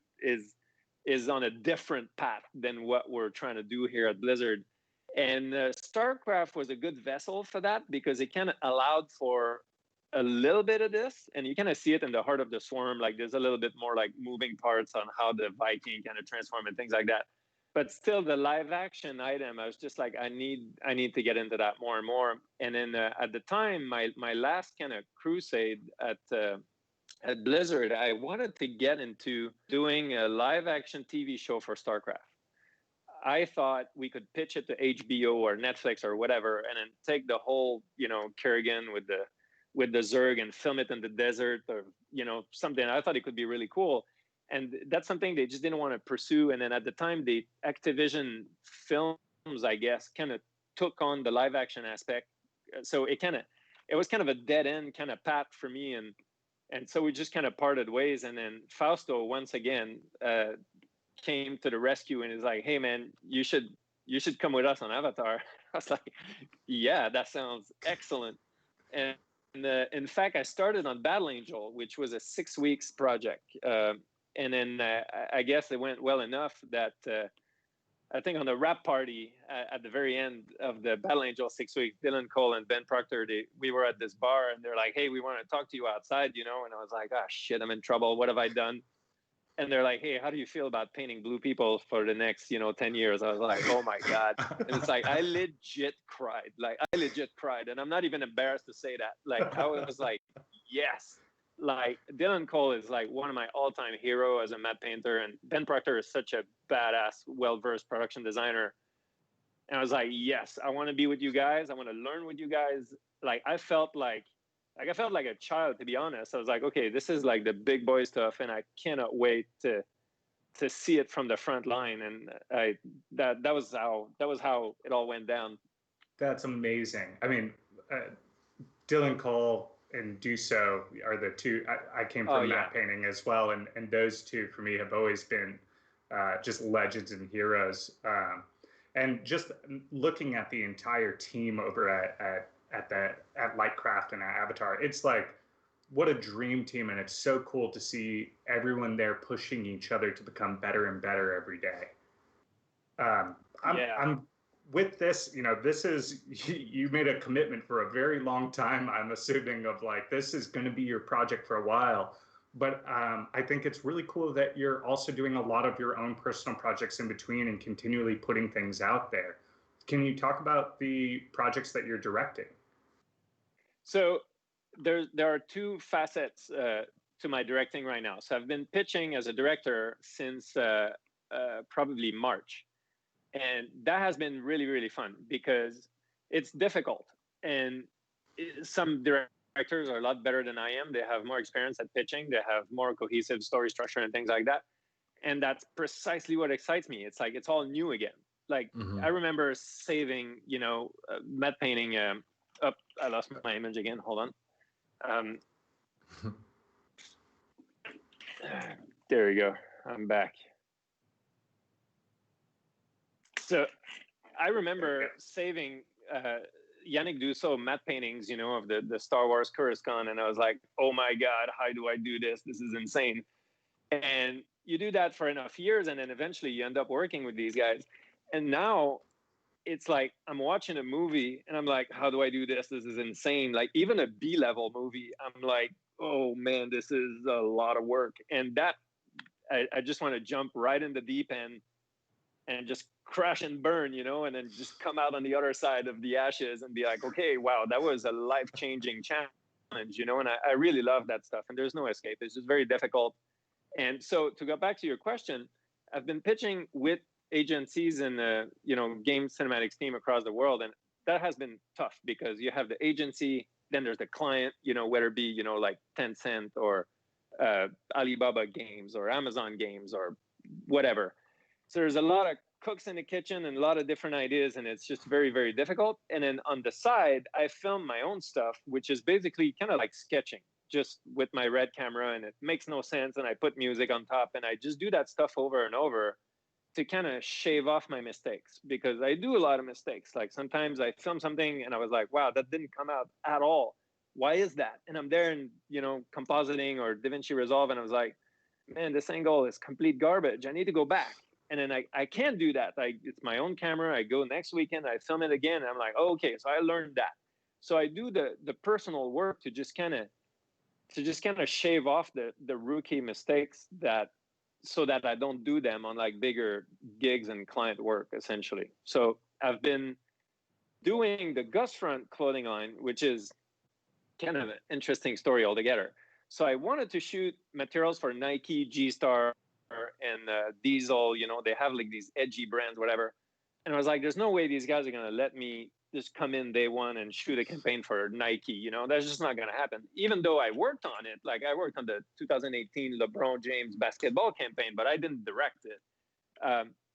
So I was like, they're not going to do that. And G-Star is not going to let me do that either. So I'm going to invent a client that's going to let me do that. So I invented the brand and the company and everything.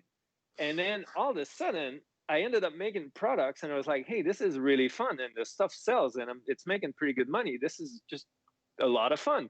And I ended up doubling down on that company, and now I end up making all the advertisement for it, and I love it. It's like a total symbiosis where I'm the agency, the client, and the director. So I really get to express, to do what I want without any sort of, you know, pulling the rope on one side or the other.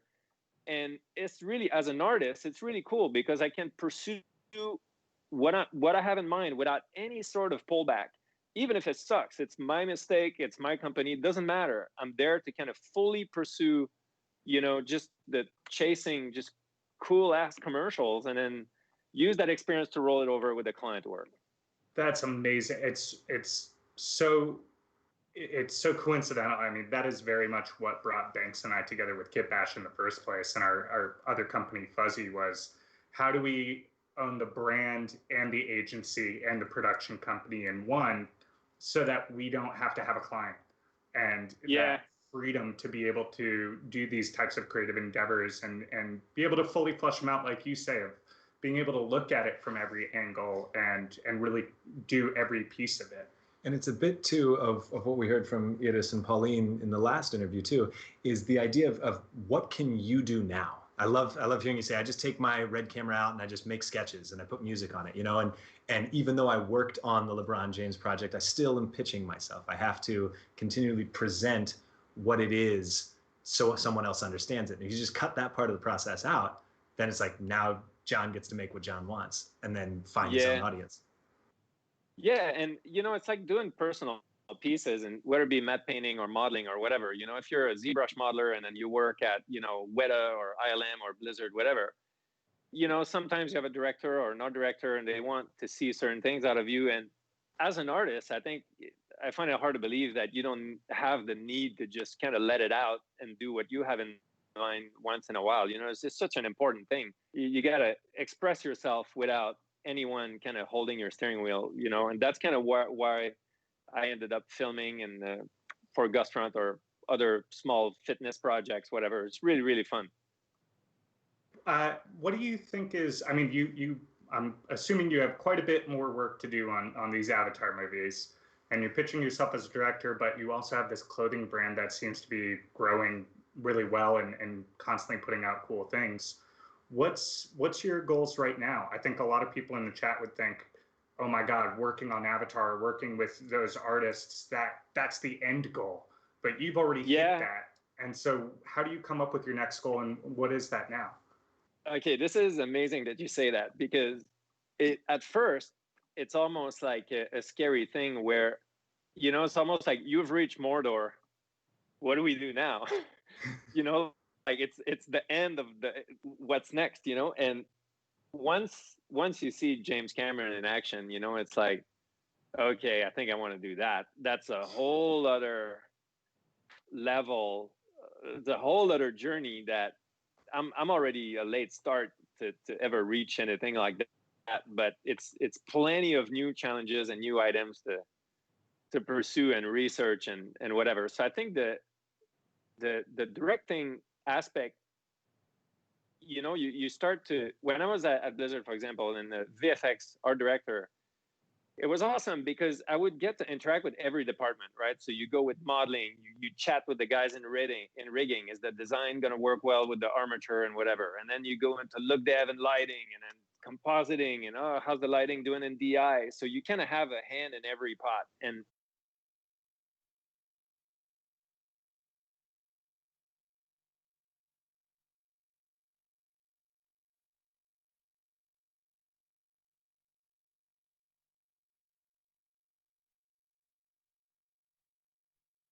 of multi-discipline that it's almost you'll never get to master all of them. So there's always going to be something new.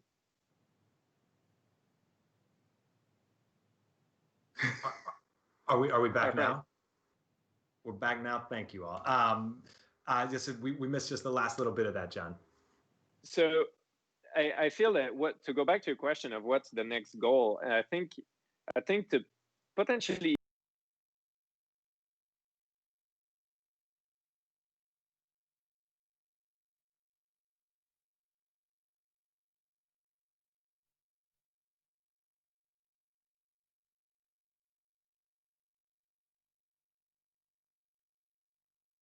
movies essentially has no end.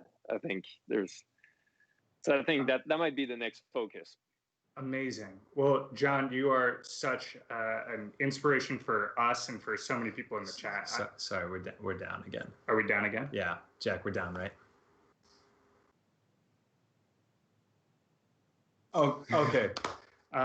Your work is such an inspiration to us, and your constant pursuit of doing more and more and riding that front edge of entertainment. And thank you so much for jumping on here and sharing your story with us. That's my pleasure. Thanks for having me. It's always amazing to connect with top people. And I love what you guys have been doing with kitbasch. I mean, I've been following that stuff since the beginning, and I'm just like forever impressed. I can't believe like you guys are making a significant impact on how we do things. You know, that's really amazing. It's really changing the game, you know? Thank you so much. We greatly appreciate that, John, and yeah, coming from awesome. you, that means an enormous amount. We could stay here and talk with you for a whole long time, and I hope that we get to do this again. This has been just a little taste of things that we could do, but I'd love to get you back on the show at a later date too. Oh yeah, I'd love that. Awesome. Well, John, you have an absolutely wonderful rest of your weekend, and we'll talk to you really soon. All right. See you guys. Take care. Man, I really could talk to him forever. I think there's so much. I could listen to him talk forever. Yeah, and in the chat, if you're not following him already, John Berube Films on Instagram, and check out his website too. There's so much cool behind the scenes design and art. It's really amazing to just explore through his site and see how many of these designs and how they came together. I got a ping too while we're doing this. A new coupon code for kitbasch 3D has been put out. It is Berube, his name, 25. So you can, if you put Berube 25, you'll get 25% off your whole order. There are 10 of those codes, and when they're gone, they're gone. But we've got an incredible show that we're continuing to roll into. What's coming up next, Max? We got Ben Morrow next from Halo Infinite, and he's going to be doing a demo inside of Unreal Engine. Yeah, Ben's got a new graphic novel, Huxley, that he's made, and he's going to be doing a scene from that, which would be incredible. And then after that, we have Loesch coming up, which I cannot wait to talk to Loesch. And then Jama Jerbayev and Min Gwen are going to be doing a VR tag team. So do not go anywhere. We have an incredible day stacked up here for you. And we also want to show you that we currently have our summer bundle sale going on, where if you buy 2 kits, you can get a third free. Just put them all into your cart. Or if you get 3 kits, you get another 3 for free. Just put all 6 in your cart at the same time. So watch this. This is our new 4.0 cinematic that came out with our 4.0 release last week. Check that out, and we'll be right back with Ben.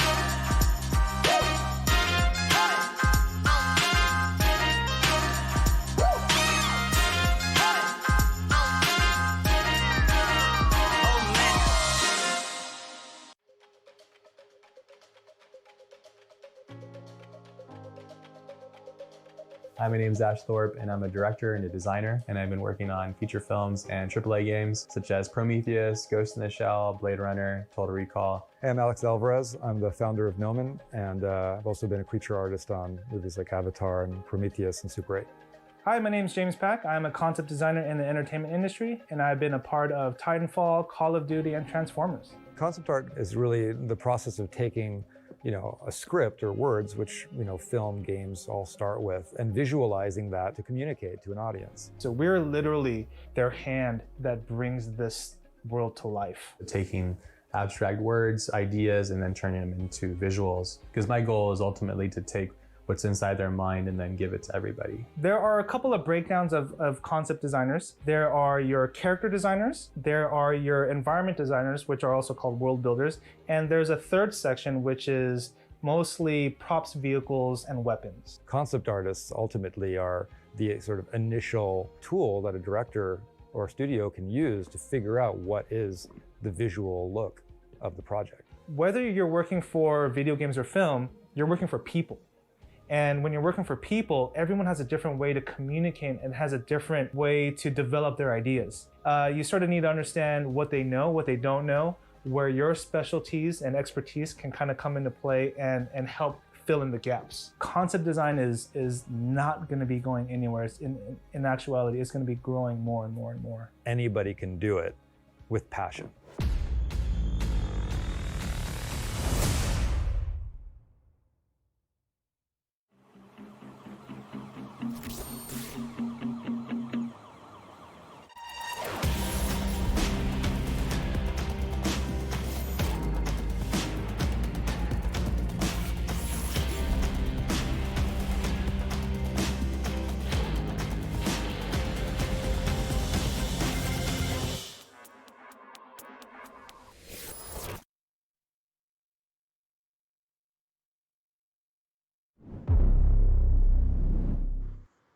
And we are back, ladies and gentlemen. Thank you so much for tuning in with us. We are kitbasch 3D.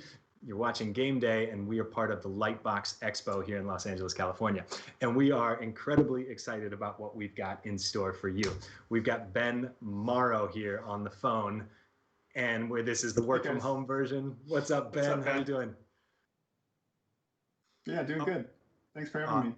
Oh man, we are so excited to have you here. This is something that we've been anticipating for a really long time. You're going to be doing a demo, and we actually got to meet through Lightbox last year, didn't we? Yeah, that's right. Yeah, we did. You came to our office right beforehand because you were just got into town, and then we started doing some panels. Yeah. And one of the things that you said on our panel has stuck with me, and I've actually repeated it many times over. And I want us to just tell a little bit of a story here, if we could, because you've worked on a ton of really awesome projects. Obviously you're at 343 now working on Halo. You've worked on other projects. Vika, we can go ahead and jump into the B-roll too.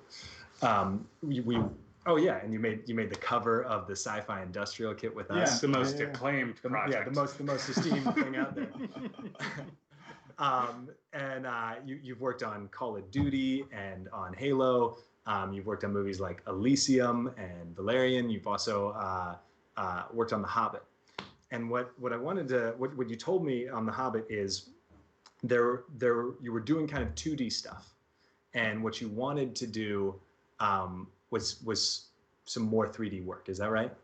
Yeah. So when I got there, it was like my first movie job out of school, and I had a certain set of skills, and it was primarily 2D based, and I was learning a lot when I was there, but I still hadn't jumped into 3D, and I kind of saw that as a barrier to working on other things in the movie that I wanted to work on, particularly creatures, which I really liked to design, but the managers and producers there, when I asked, like on a Friday or something, I asked like, hey, I'd really like to work on creatures for the movie, and they were like, I don't know. Like based on what they knew of my portfolio, I could see they were kind of running it through their head, and they're like, they kind of gave me a nice no. So over the weekend, I learned ZBrush and basically created artwork that was, equivalent to what was being done on the movie or better, and kind of emailed them on a Monday and was like, hey, here's something I did over the weekend, and kind of like, slid it over there really kind of. And just kind of nicely, and they were like, "Oh my God, this is amazing! I didn't know you could do this." you want to work on the wargs in the movie? I was like, yeah. I mean, this is the image there. That's the horned gorilla that you just learned ZBrush over the weekend and knocked out. Yeah. And I think what's so cool about that is that you didn't wait for someone to give you permission, you know? Yeah. Yeah, it's really important. I found that, I mean, most of my career has been that where, you know, people just can't see it if they don't see it in your portfolio, and they can't, it's like anything, like no one wants to buy a product if they can't see it or they don't know what it is. And you can't really take that personally or get mad because, you know, maybe your initial reaction is to get kind of upset, but then you take a step back and see it from their perspective, and you're like, okay, if I looked at my portfolio, I probably wouldn't trust that I could do that because I don't see it there. So let me take that upon myself, do the work, and show them what I can do. You know, in my head, I already know I can do it, but the world doesn't know I can do it yet. It's a really important distinction, I think, to consider if you are an artist, that you and the work you put out is a product. And I think oftentimes we want to feel as artists that, hey, we can do anything, we can be anything, but you have to prove the product. You have to show what's going on out there. There's some comments in the chat about you're casually learning ZBrush in a weekend. And is that right? You had never used ZBrush before, and then you dove in? I might have opened it or seen it before, but I didn't, like, I think before I opened it, and it was before they added Z-spheres, and I was just like, no, this is too complex. I don't want to open up Maya or some other program and have to build a mesh and then import it into another program, and it was too many steps, and I was like, no, this is too much. And then they added Z-spheres, and I was like, okay, I can do everything in one program. I can do this. And it was it was basically around the same time that opportunity came up, and it was like, okay, let's just do it. You know, turning a no on a Friday into a yes on a Monday is something I enjoy doing. No excuses, chat. No excuses. Well, and also to the chat, it's not like he just casually learned how to make art over a weekend. You know, he was working on The Hobbit and has a very successful career before that. So that's off the back of thousands and thousands and thousands of hours and years to get to that. And I watched Ben do this with Unreal as well. I mean, I remember the week you were like, I think I'm going to learn Unreal. And then a week later you posted like an insane run through in this beautifully, perfectly rendered environment. And it was like, oh, right. That's what happens when you have such a strong, you know, skill in the fundamentals. You have such a strong comfort in the art world. The tools become almost second nature or irrelevant, and you can kind of pick them up and go. Is that your experience? Yeah, it like I only speak one language. Like I know a little bit of other languages, but I really only speak English. But these programs are another language to learn, and that's where all my energy and mental energy goes, to learning these languages, I guess. So there's a lot of similarities between these programs, and it's just like it's like learning different words in a different language. Like, oh, I understand this part of that word from English, and I can understand enough, and it can get me through it. And I do want to specify that it's not like I became an expert in ZBrush over a weekend. It's just I know enough to do a professional piece of concept art, and I don't know every little detail. But it's the same thing with like Unreal. I know enough to hack something together, and it looks cool. I know, like same with Blender. I learned Blender over a Saturday. Not every single thing in Blender, but enough to make professional concept art. Basically, I didn't know it enough on a Friday, and I was using it at work on a Monday. You know. I love that, and I think talking about it like a language is a really cool thing, because you know how to communicate, and then you just learned the language to communicate from by switching from software to software. Yeah. And some of the work that's being seen here is the wolves that you did end up making on The Hobbit, and in that same sort of spirit of not asking for permission, but rather taking your free time and presenting your work and putting yourself out there. You've made your own graphic novel now, Huxley. Yeah. Tell us a little bit about how long you worked on that and what the process was like for getting it out there. Yeah, I mean, some of the stuff, or the seeds of it, started when I was in probably college, so like 2008. Like, I just love this kind of like junky industrial tech. But it probably wasn't until maybe 6 years ago or 5 years ago that I was like, doing some actual characters. We're like, okay, I want to make something out of this, and it's probably been year 4 on the graphic novel, and I thought it would take me 1 year, and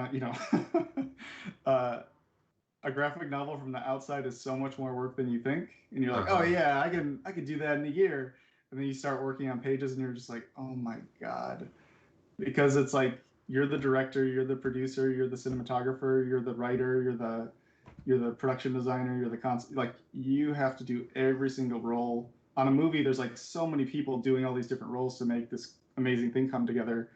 But with a graphic novel, it's kind of like that's the scary part, and it's also the exciting part where one person can kind of do the whole thing. But it's just learning patience was huge. I love that. I mean, we could do an interview here and talk about the intricacies, but I know you've prepped a demo, so I want to make sure we get to that. Because Ben is going to be building a world now in Unreal, a new software language that he's learning, and he's building a world inspired by a level out of Huxley. But right before we dive into that, we have a world premiere of your new trailer for Huxley. You want to give us a little bit on what we're about to see, and then we'll throw it up? Sure. This is one of the main characters, Max, and yeah, he's one of the characters in the book, and it's just a little kind of intro to the world and a little bit of backstory before you check out the book. Amazing. You all are going to be the first people in the world to see this. Let's check it out right now. War, plague, famine, greed. The world went mad and tore itself apart. The machines brought order out of the chaos we created. Humanity survived, barely. In this ruined world on the brink of extinction, one thing refused to die: hope.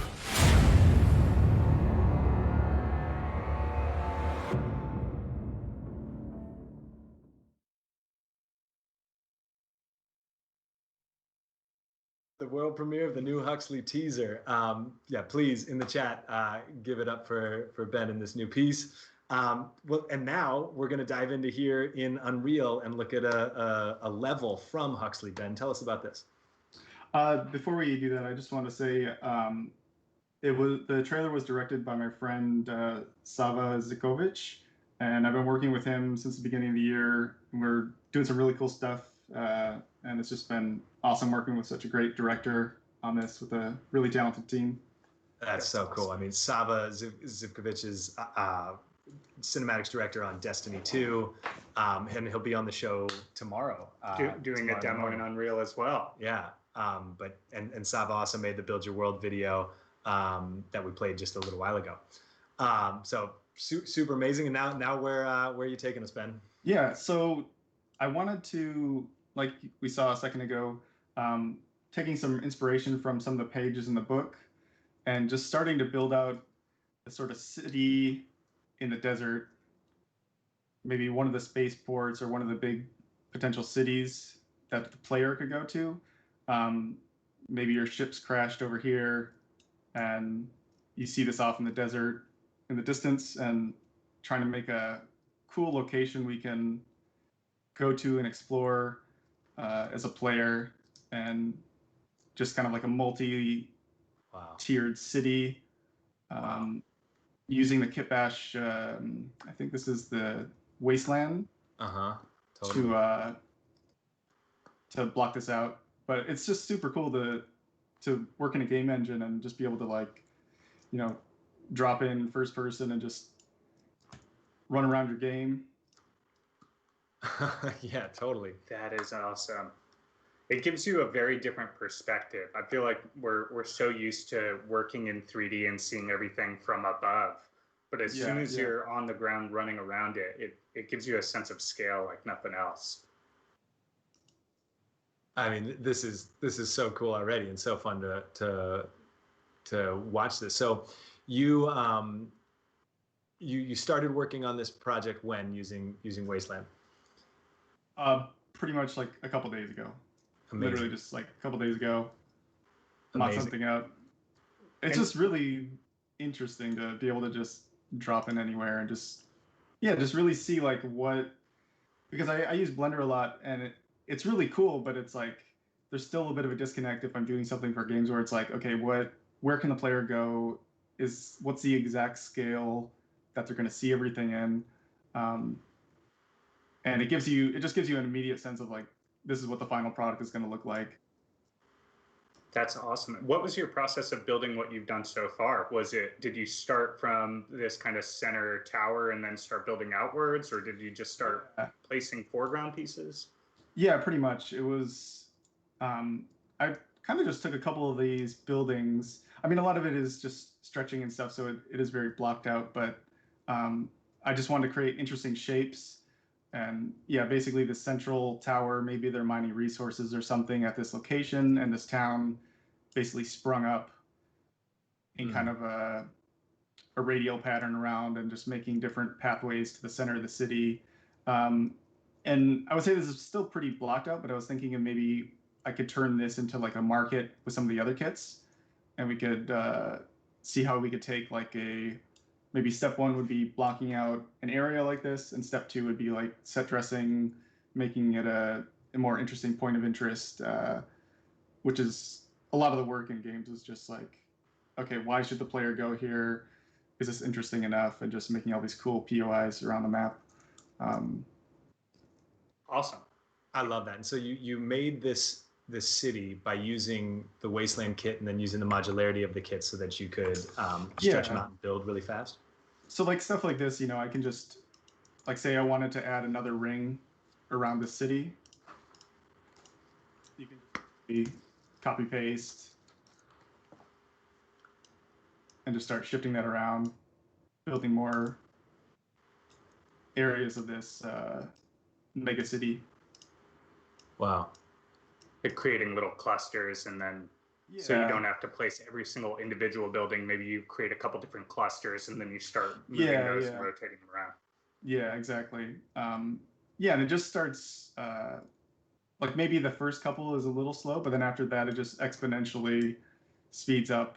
And yeah, just creating repetition and stuff to sell the architecture. I think before this was a little more empty, and I was just feeling like just not as interesting. So just creating a bit more repetition, which happens all the time in architecture. And yeah, just trying to make more interesting. Again, it's really rough, and then you add more to fill the space and make it more interesting. Yeah, it's super cool how you've laid the city out. And so you're going to build something more onto this now, yeah? Well, I got the cyber streets down here. There's some really cool like slow down my movement speed, going crazy fast. There we go. Cool.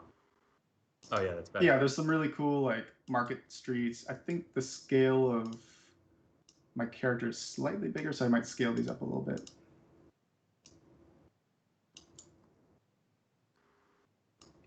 With this kind of stuff, are you usually just getting lost in it, or are you thinking methodically the whole time? Sometimes, like initially, I thought it was going to be much smaller, but then running around in first person, I was like, that doesn't seem big enough. Or if I was, if I was in an adventure game or something and I came to this, I would be like, it's not, I wouldn't stop there. So it's just like, okay, you kind of have to put your like video game player hat on a little bit, and okay, if I bought this game and this was a product, would I stop here on my adventure? And if the answer is no, then just why? What's keeping me from thinking this is really cool? Well, as you're building, I'm gonna throw a couple questions from the chat over to you. But sure. I know you want to build this thing out, so you can keep going. Don't let us stop. Sure. Brainchild TV asks, can you speak on how you approach learning tools, and how do you break down what's necessary to learn and what's not? It's usually just it's usually I have an assignment, or there's an assignment I want to do, and that's like my fuel to learn. That filters everything, so you're not spending 10 hours learning every single modeling button in a program. Like focusing the study instead of just studying everything for the sake of studying. Like I always make sure there's some kind of fuel or some kind of goal that I'm trying to accomplish, or else, yeah, you can just end up wasting time, you know? Like I could have spent a month just learning every little thing in Unreal, but it was like, I want to make it a desert. I want there to be a city. How do I do that?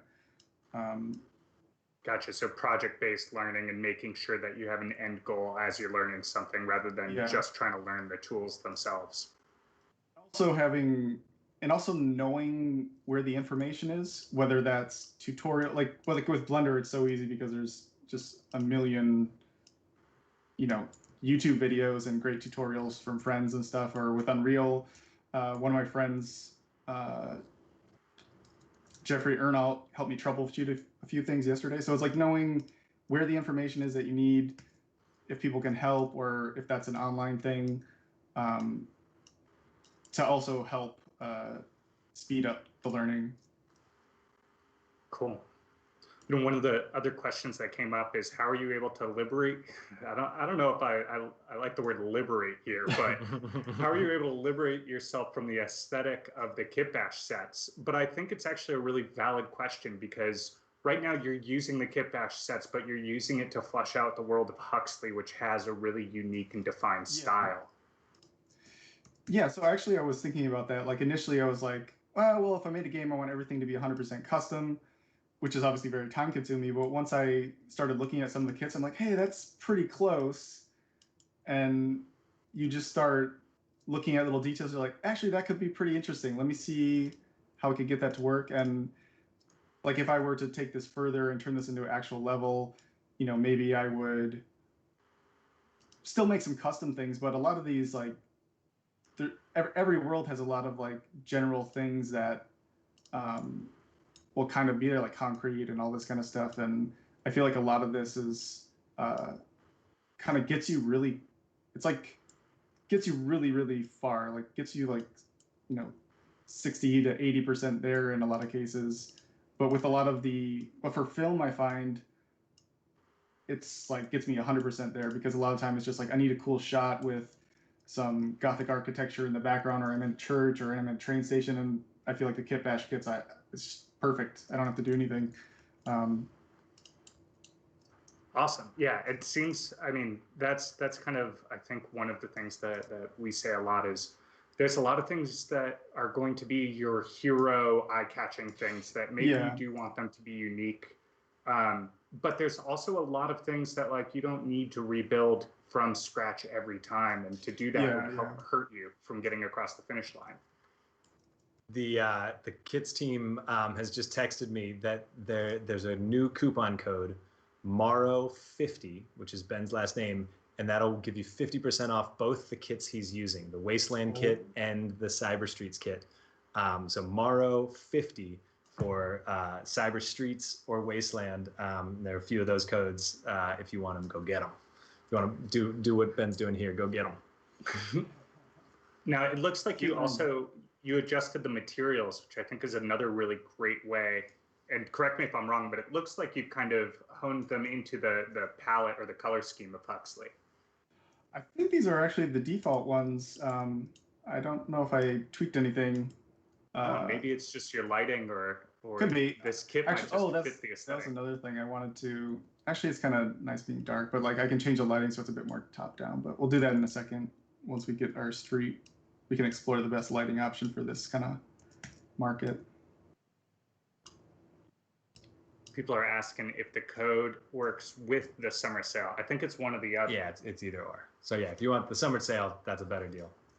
But if you want either of these two, you can get just one of these kits at 50 off, I believe. Yeah.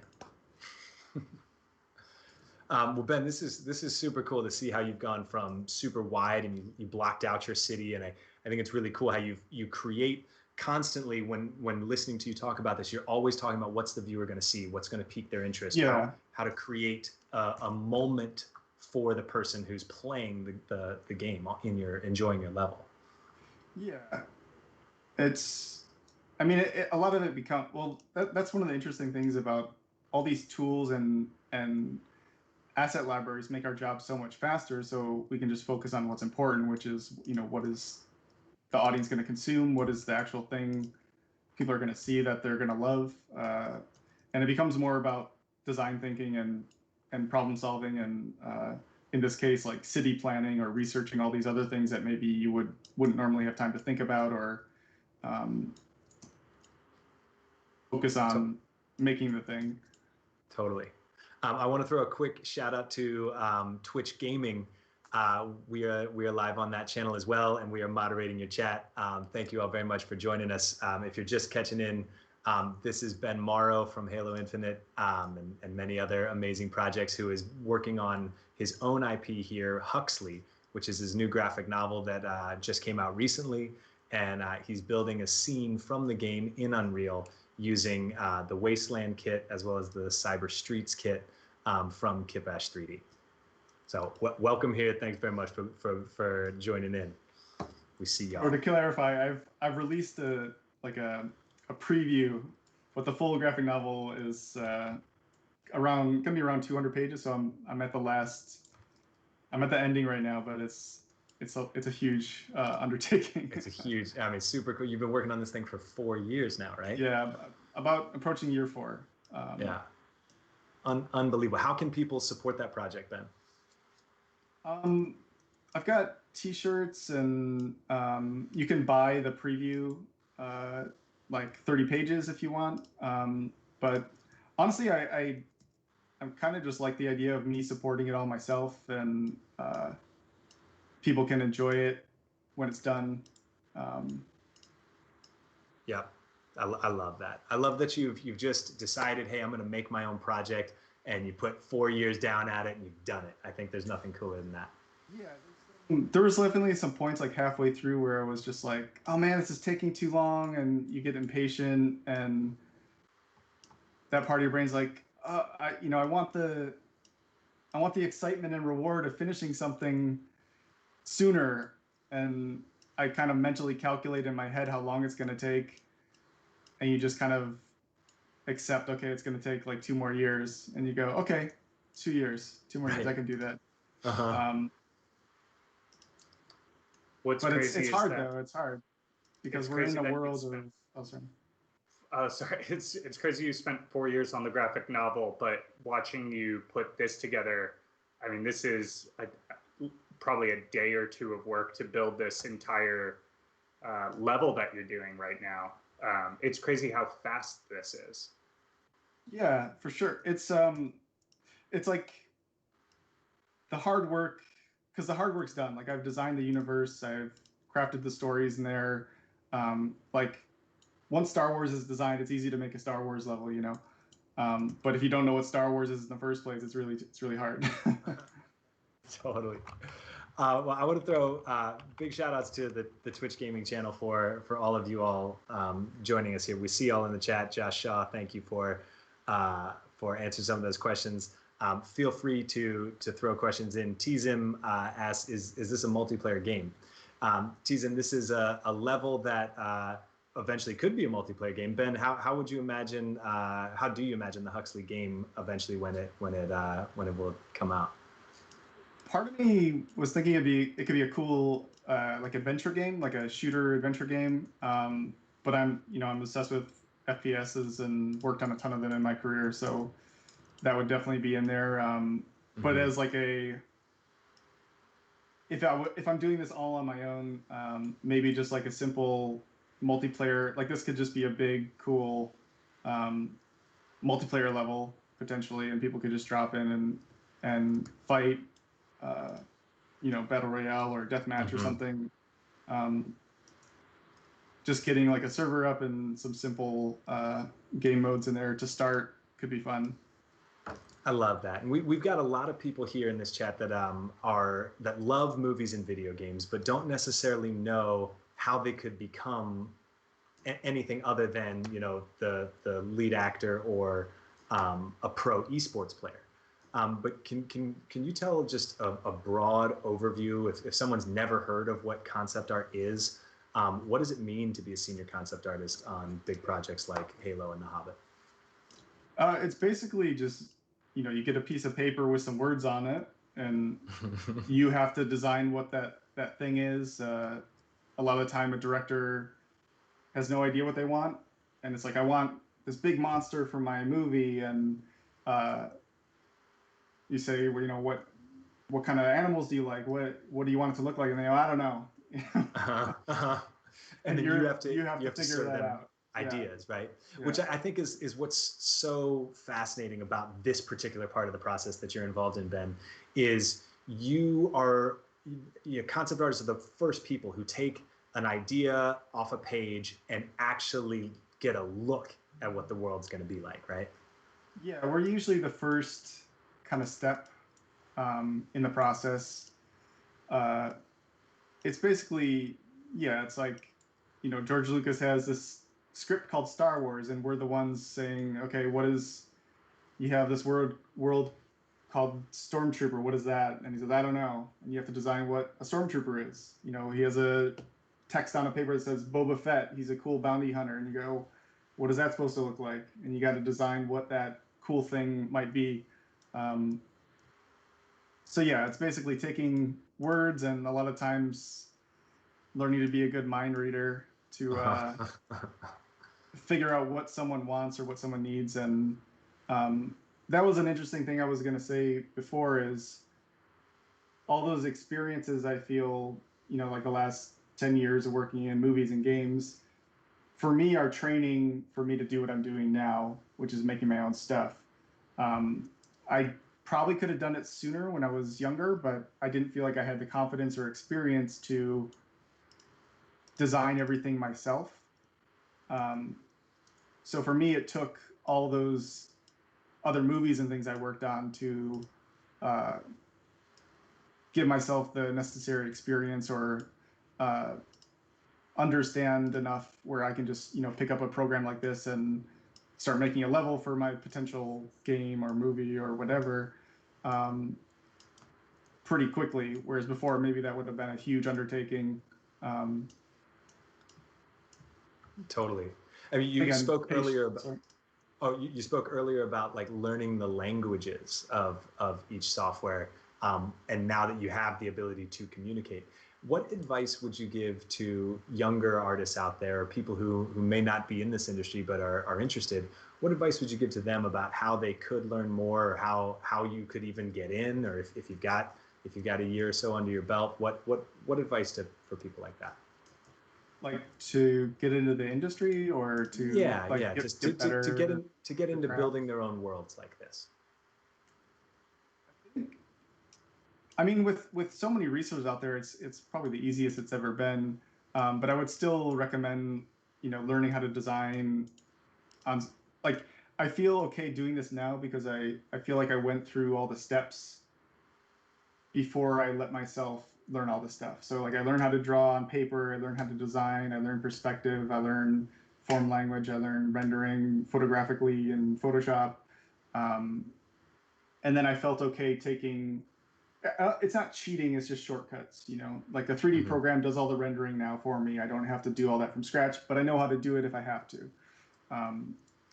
And same thing with all this stuff. I'm not, if you don't have that foundation, then you maybe just start placing stuff and the audience will think it doesn't look right. Something doesn't look right. And you don't know why, because you haven't had the experience or foundation to understand what isn't right. And an audience aren't artists most of the time, so they won't be able to tell you exactly what is wrong, but a lot of it's just like, oh, this person doesn't understand architecture and scale and form and space, which should have come in their foundation. So a lot of things like that will just pop out and stand out if you haven't started from kind of that foundation. I think that's really good advice. You gotta learn a bit about the skills so that you can build on top of it with these different languages. Several people in the chat are talking about that. Annie Silkter also asks, what advice would you have for someone who maybe has a foundation now and is looking to break into the games industry? it also depends, like, what do you want to do? Do you want to be just a character designer? Do you want to be just an environment designer? Do you want to be do you just want to be a level designer? Do you want to be, there's so many different facets. I think the first thing would be specifying or asking yourself, what do you exactly want to do? Because a lot of times people will say that, like, I just want to work on a video game. And, I was there myself when I was starting, and I probably didn't know exactly what I wanted to do either. But over the years, it's like, okay, I really enjoy, like, try everything. Like, I really enjoy this, or I really enjoy architecture part of it, or I really enjoy just characters, costumes, this kind of thing. A lot of the times productions are very segmented like that. So you maybe, like, on a bigger AAA thing, everything's compartmentalized into little roles like that. But if you work on indie or smaller games, it's good to be able to do a bit of everything. So again, specifying what you want to do from the start, and kind of gearing all your training and education and portfolio building around that initial thing. Totally. And Jonathan Windrush follows that up. What do you think, Ben, are the differences, the key differences between movies working?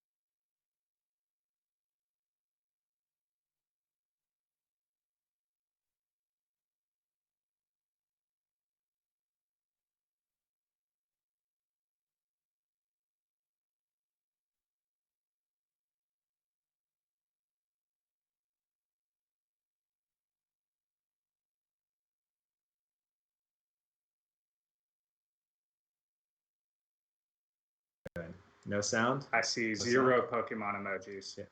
All right. I feel like we're in the game. So we were on Jonathan Windrush's question about what are the core differences between working in movies and games? Yeah, I think a lot of it is just different types of problem solving. A lot of it has to be it's much more specific to environments. I feel are maybe kind of similar, but for, like, costumes and things, it has to be on an actor. You have to take in consideration a lot of factors like this, and also just a lot of the time the movie's just designing for a shot. But with a lot of the VFX heavy movies, it's a lot of the same. It's pretty similar, where it's just like you have to design the whole thing because the director wants the freedom to move around a lot. But before, it used to be, you just got to make this look good for this shot. Don't worry about designing all this stuff over here. Whereas games, you have to design everything because the player can, zoom right in and look at a little decal on a window or something, and like, oh, why didn't you design that? And then we'll make, everything gets scrutinized in a game. Yeah, it's cool seeing you run around in this first person. You'd had one of your custom weapons pulled up too. I think that's a cool view to sort of show the difference. Yeah. And before we dropped, BNQP asked a question. Now that you're at 343 working on Halo as a senior concept artist, what's it like in that position in terms of leadership and keeping people inspired and motivated through the process when it's such a long process? I think, I guess, because I've been doing this for so long, I kind of all feeds into each other. Like I was saying, picking up Blender on the job at 343, like I'm just like obsessed with learning and absorbing new information. So like my week is like learning all this new stuff to tackle the most recent assignments I have, which then leads to cooler and cooler artwork, which inspires me, and then other people get excited and they want to do something really cool. And it's like that hunger for learning and making cool stuff kind of like spreads out. That enthusiasm for learning leads to better art, which leads to cooler artwork and inspires people, which leads to me wanting to learn more. And it creates like a really positive loop of creating cool stuff and learning and making things look as good as possible, which in the end will make the coolest looking game, and people will be more excited to play it and enjoy it. Amazing. Watching you just play with these kits and build something so quickly gets me really excited to play. And just in general, you continually put out incredible artwork that is inspiring. You constantly are sharing information and knowledge of all of the latest tools. For anyone who's not following Ben, please do yourself a favor, follow him on Instagram and Facebook. Ben, what's your handles, or where can people find your work? ArtStation, Instagram is probably the bigger one, and ArtStation, and the YouTube for the Huxley trailer should be live now. So if people want to check that out again and take a look in more detail, that's all on the YouTube. I can send that to you guys. I don't think it's an official channel yet, so it's just a long string of text.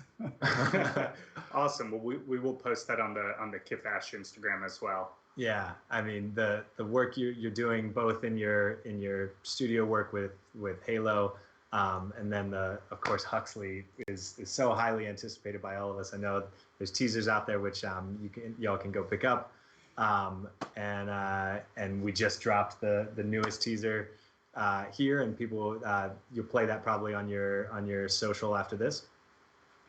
Yeah, for sure. Yeah, so I've been focusing on the book the last few years, but working with Sava and Antonio Esparza and a lot of amazing artists. This is a teaser, but there's something really big coming later, which is going to be really cool. And it's been fun. It's been fun taking like something that is 2D, and I know what I want it to look like in like a live action setting, but it's been fun to take these drawings I did and bring it forward. Because usually you get the Marvel comic or someone else's old comic and you have to interpret. Like working on Valerian was basically that job. Is just, here's the old comic, let's take these pieces and make this more real. And it's been a trip doing that on my own thing now. Totally. Well, Ben, I can't thank you enough from all of us at kitbasch 3D.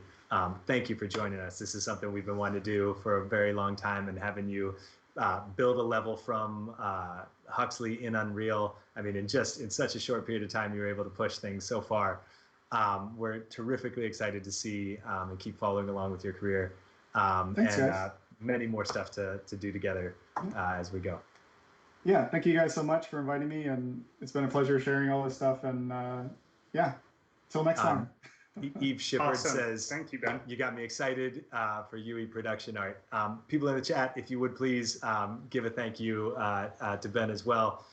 He's an incredibly busy man who has spent a fair amount of time here with us to show us all an inside look at how we can do this stuff.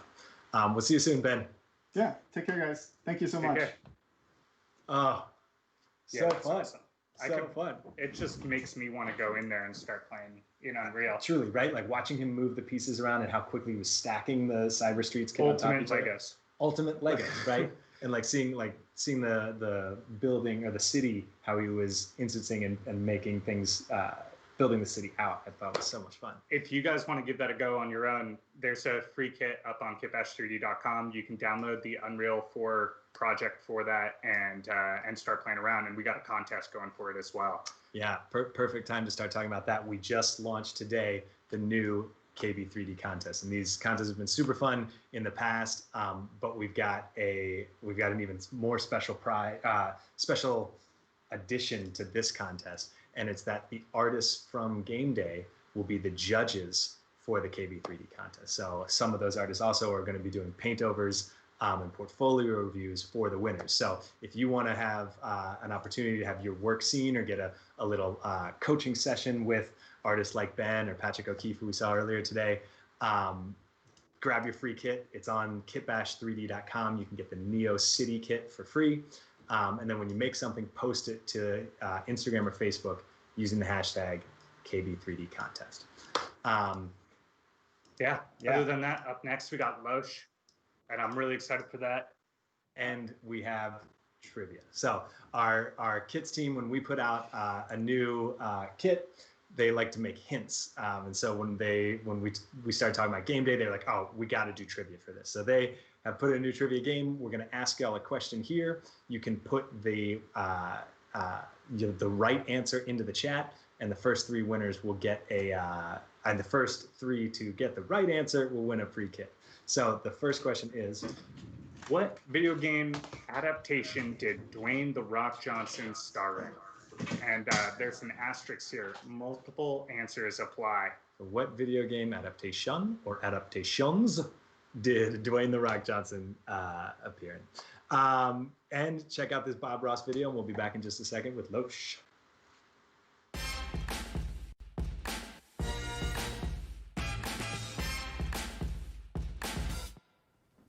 Hey everybody, have you ever wondered how they make all that amazing art for video games, movies, and television? Today, we're going to explore the world of 3D art. Let's get started. We have our existing scene here that we've already painted. These guys are hot, they've had a hard day, and they need some shade. So the one thing missing from this scene is a building to cast some shadow on these guys. So let's go over to our 3D program, and we're going to get a kit from kitbasch 3D. All these wonderful buildings. This kit in particular is called the Warzone kit. Look at all this fabulous detail. Look at this. Someone went in and modeled all this stuff right here so you don't have to at home. You just got to buy the kit and then get out and start playing. And I think this guy right here is probably my favorite. Look at all that detail. So I'm going to get this building and bring that into my other scene. There we go. We're going to call it friend.obj, because who doesn't need a friend? I know I do.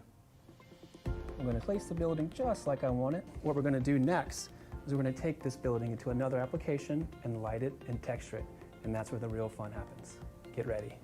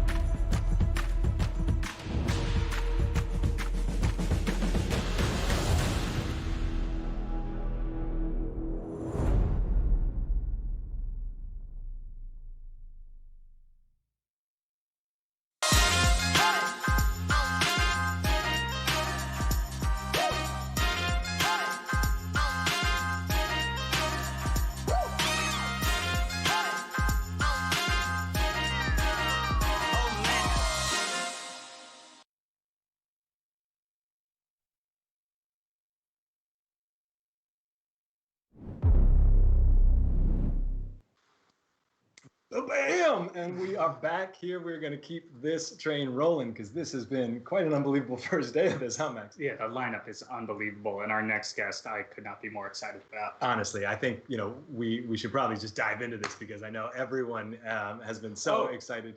Trivia answer. Oh, we got to give the trivia answer. Okay. Sorry. We're going to get to our next guest really quick. The question was, what video game adaptation or adaptations did Dwayne "The Rock" Johnson star in? Multiple answers apply. And the answers were... I don't have the list in front of me, but I think I could count them off. Doom, Rampage, Done. Jumanji.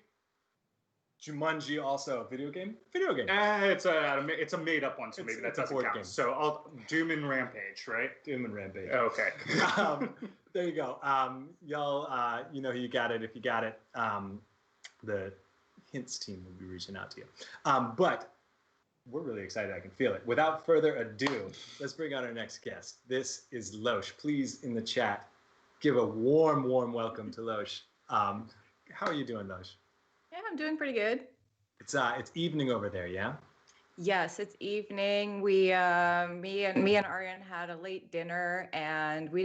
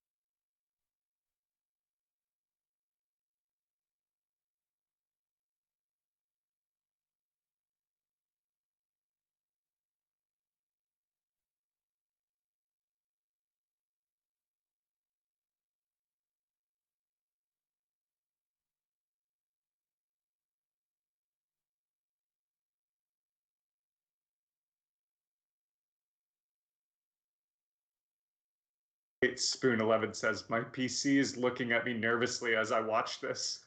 Oh, and that's Jake Everly VO, who is the voice of David Levy's piece, who also did the sound that we saw coming into this. Give Jake a what's up, man. You're the guy. Thanks for hanging with us. And there's, two Spoon 11 says, I feel like I've leveled up at least 5 times watching Ian work. Jirosporo says that is his effect. And then Araya says, yeah, just watching this fills my mind with motivation. And some people here have been asking where they can find tutorials like this. And Ian has an amazing Patreon, and Future Proof Workshop is his learning platform or education platform. Yeah, so check out his... Yes, thanks for the shout out. Oh yeah, for sure. Guys, do yourselves a favor and go check that out. Check out Future Proof Workshop. This is a little taste of it, but if you want to dive deep into this stuff and see more of Ian's amazing work, Future Proof Workshop is the place to go. So what are you doing here? Right now, I'm just trying to lay buildings in wherever we had that silhouette object. And so I think right now I've got to fill in the. I want to do something wacky with the hyperbole arena. Ooh, in fact, let's just kind of match the shape I already had going. I'm using Alt-D instead of Shift-D, which means it's another instance of the same geometry, which makes it a lot easier on the RAM. Yes, I like this. that said, I think I have a bunch of buildings down here. Yeah, I'm chugging just a little bit. I think I have a bunch of buildings I'm not really taking advantage of, so I might clean up just a bit. And also, do you know what I should do? Oh, I went into edit mode. I should save. 22 minutes in, this is quite remarkable. You should save this. The kits team, while that's saving, we've unlocked a new code. And that code will get you 50% off your entire order. And that is courtesy of Ian. The code is Willy Wonka 50.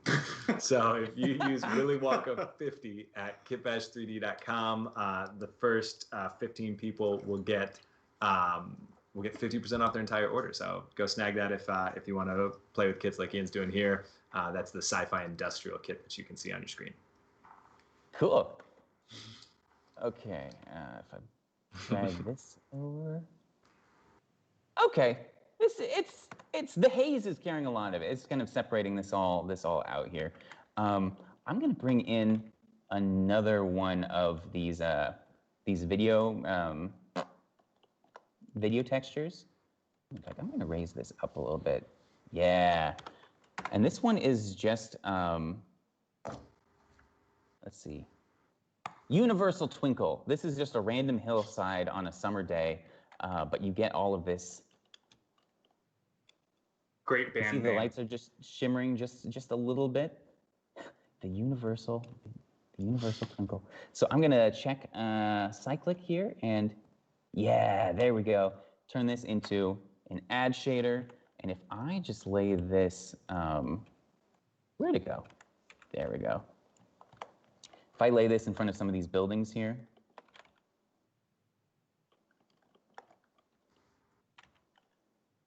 I'm having trouble working in like this very tiny little space, and so I'm taking a while to kind of line stuff up. I want to point that out. So Ian's got essentially 2 screens worth of stuff jam-packed onto one for our viewing pleasure, so that he could be screen sharing and showing us what he's doing. So he's working with very limited parameters. He's working with one eye here. Ooh, but this is working okay. Just laying in this one little bit. And if you want to mix it up a little bit, here let's add something to over here too. You can like I'm gonna duplicate it and go into a solo view, and you can just like use a knife tool, cut it up into bits, and just drag these pieces around, and just stick them wherever you like. And so here, let's put some of these over here on the hyperbole. I think I'm gonna do one more. A lot of times when you first import a video texture, it chugs a little bit until it gets loaded into RAM, and then the frame rate speeds up, which is cool. So I can take that. I can maybe duplicate that same bit, put it down here. And we're getting a couple questions for people who just jumped in. So if you're just joining us, what you're looking at on screen is Ian has 2 windows up. On the left, you'll see Blender, where he's building an environment in real time. On the right is the view from his actual camera in the room, and he's filming his friend in a phone booth that's real with a projector that's projecting what he's building in Blender in real time behind him. This is his DIY virtual production setup from his home studio called Future Proof, which is the secret lab Willy Wonka's chocolate factory in Washington State. Okay, I think this is decent for a hyperbole stadium here. Ideally, I think we might want to play with this top silhouette to kind of add some crazy stuff coming out. In fact, let's take our haze object, which we can no longer click on because we turn that off. Let me click on the haze. Let's see. Oh, can I not click on the haze? There we go. I'm gonna put it just there, up there in the hyperbole stadium. In fact, make it a new material, and we'll make that kind of blue. Hyperbole is blue.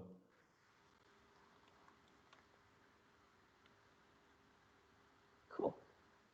All right, turn off selectability for that. And let's add, so I like if we, here, I'm gonna zoom in here. Woo, we can move all around. I like, so because we've been using these little lights, everything actually now glimmers now. The water reflects, it all just has life to it. And I think that's pretty cool. In fact, let's keep going along that vein. I've got some steam elements, and where do I keep those?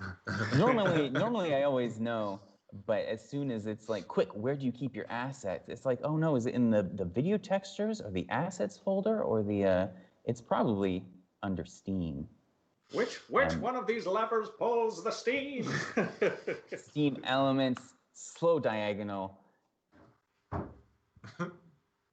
It's in here somewhere. Oh no, I lost it. Oh no, I didn't. It's in the haze. It appeared in the haze folder, which is unselectable. So that's... Wait, it's in the computer? The Steam is in the computer. All right, so just adding this to be an ad shader again, and now we can kind of get all Blade Runner-y. Let me go back to our view here. In fact, to be smart, we should put this into its own new collection called Steam. And in a second, I might make that one unselectable also. Okay, so if I hit play here, it'll kind of play slow at first, and then once it loops, it should speed up a little bit. Okay, yeah, that's working pretty good. And I'm going to try to use this with the haze to kind of help define some of these silhouettes down here. And that's looking pretty intense, so maybe just bring it way down. Yeah.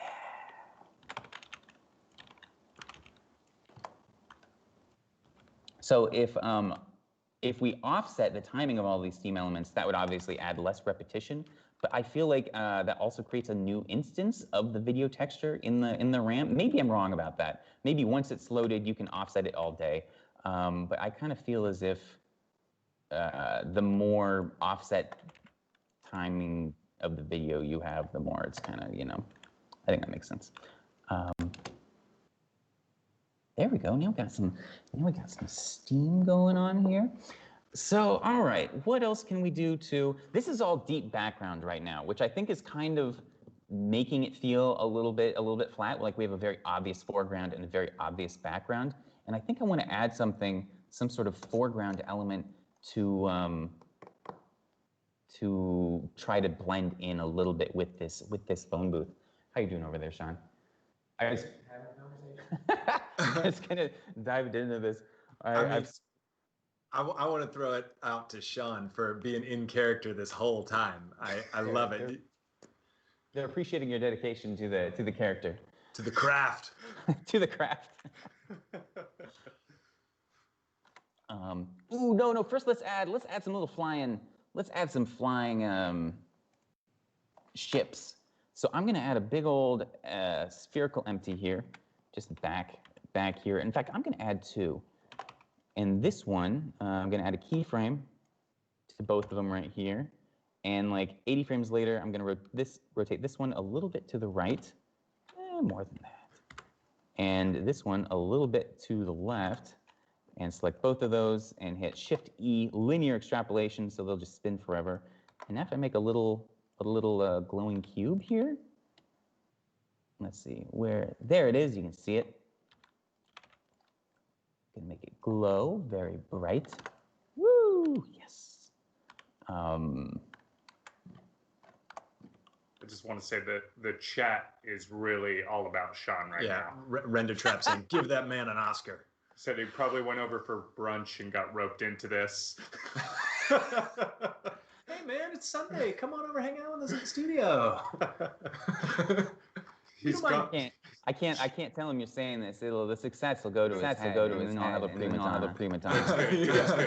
Sean's gone meth. Yeah. Let's not disrupt the maestro in his booth. Oh shit! Oh, you could. I've got headphones in my office. Plug them into your phone. I just couldn't. It was literally, I couldn't talk, hearing an echo of myself.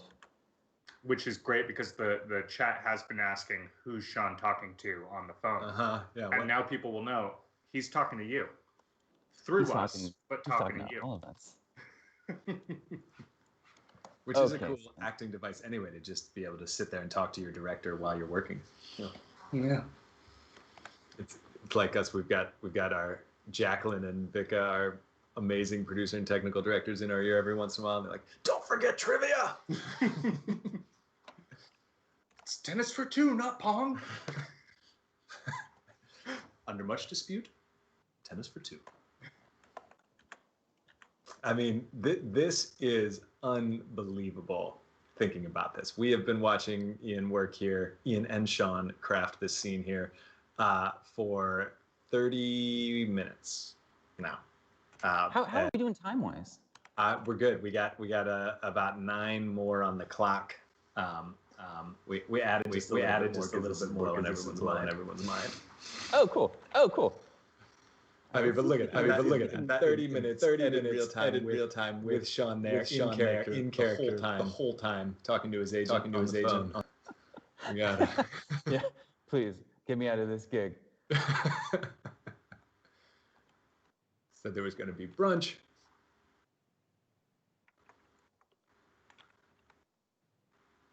Okay.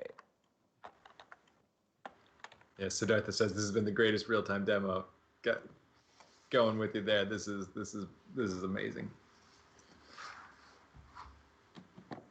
I'm just trying to add a little booth, a little foreground type booth here. Here, let me apply the scale first.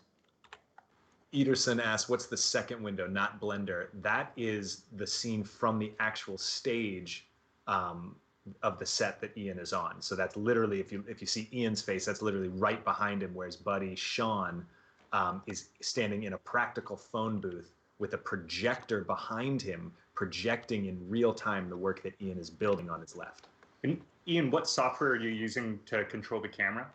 It's not greatly named. What's it called? It's the Imaging Edge Desktop. It's a Sony program, which again, I was driving everywhere last night trying to see if I could find like a Wi-Fi cable or something, but it turns out you can just use a USB C cable, and that plugs it straight in. Did I hit a wrong button somewhere? And now layers are turned off? Oh no. I hit undo too many times. Okay, there we go. It's all back. We're also getting the question, Screenbound says, you have tutorials, wait, nope, missed it. Roop Anam, how does he do scenes with a moving camera like the ones on his Instagram? Oh, you mean just like how to animate a camera? So I guess if you were to move the practical camera, would you be able to link that up? Or are you, when you're doing moving cameras, do you film that separately and don't do that in real time? Oh, gotcha. Yeah. So usually, if I'm doing a moving camera, a lot of times, like this is the first time I've ever actually done this technique like this. And what I'm excited about is, like I can zoom in and just kind of like, I can hand hold it. I can even, what I'm most excited about is I could have like a shallow depth of field, and then all of these little glimmering lights in the background would just be like shimmering bokehs in the distance, which could work really good. In theory, I could get a Vive controller, attach it to the camera, have that information fed into Blender, and be controlling my virtual camera also at the same time, which I think would work for parallax, but I'd still have to figure out like if I were trying to have just extend a doorway where I had a projection, I'd have to figure out how to unskew some stuff. But I'm very excited. I was hoping that like maybe I would be able to get to that point right now, but I don't have a Vive controller. But Mr. Workman, if you're familiar with his stuff, he's got some amazing things. Dream State. Joe's opening Hyperbole. I'm going to bring in some assets I made the other day. The Elite 2. I just made a bunch of greebles. Do you guys see the word greebles anywhere? Oh. Bark twice. Computer keeps hanging. I think I'm asking it to do quite a bit here. also just if your collections have a bunch of assets in them, which mine do. Shouldn't be taking this long though. He's got an idea. It's crazy enough. It might just work. Wait, and then it's just, oh no, it's just hanging. This is good television, Sean. Oh wait, no, it's back. We're back. Greebles, excellent. All right, so here's the Greeble bits. Let's stick this thing up there. Oh yeah, okay. So tell us what this is, and yeah, this is a Greeble bit of what? You made this yesterday? Well, these are just some random little techie assets that I made a while ago. And they're just like, if you're trying to build a robot or something and you want to like build the basic forms, you know, give it a distinct look, but not have to like model every single hinge and everything. This is a little kit that just like you can raid and just kind of, you know, put stuff together, like these pipes right here. And I like modeling these off of images because like I would just never think to add a lot of these weird angles and shapes that exist. Like this pipe doesn't connect, it's just like a wire. I'm like, what? I love it. I'm taking it. So these are all based off of images.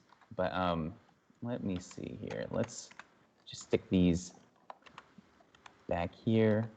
I'm gonna take this weird gun thing and I'm just gonna stick it up in the corner right here. So Ian, we've got about 3 minutes left. We're just gonna let you do your thing. You've been amazing answering all of our questions, but we're just gonna let you rock it here. Oh, 3 minutes left. Well then let's get the actual shot here. If we can, let's see. That's looking okay. So here, let me show you real quick what it actually looks like. I have this rendered now on both monitors.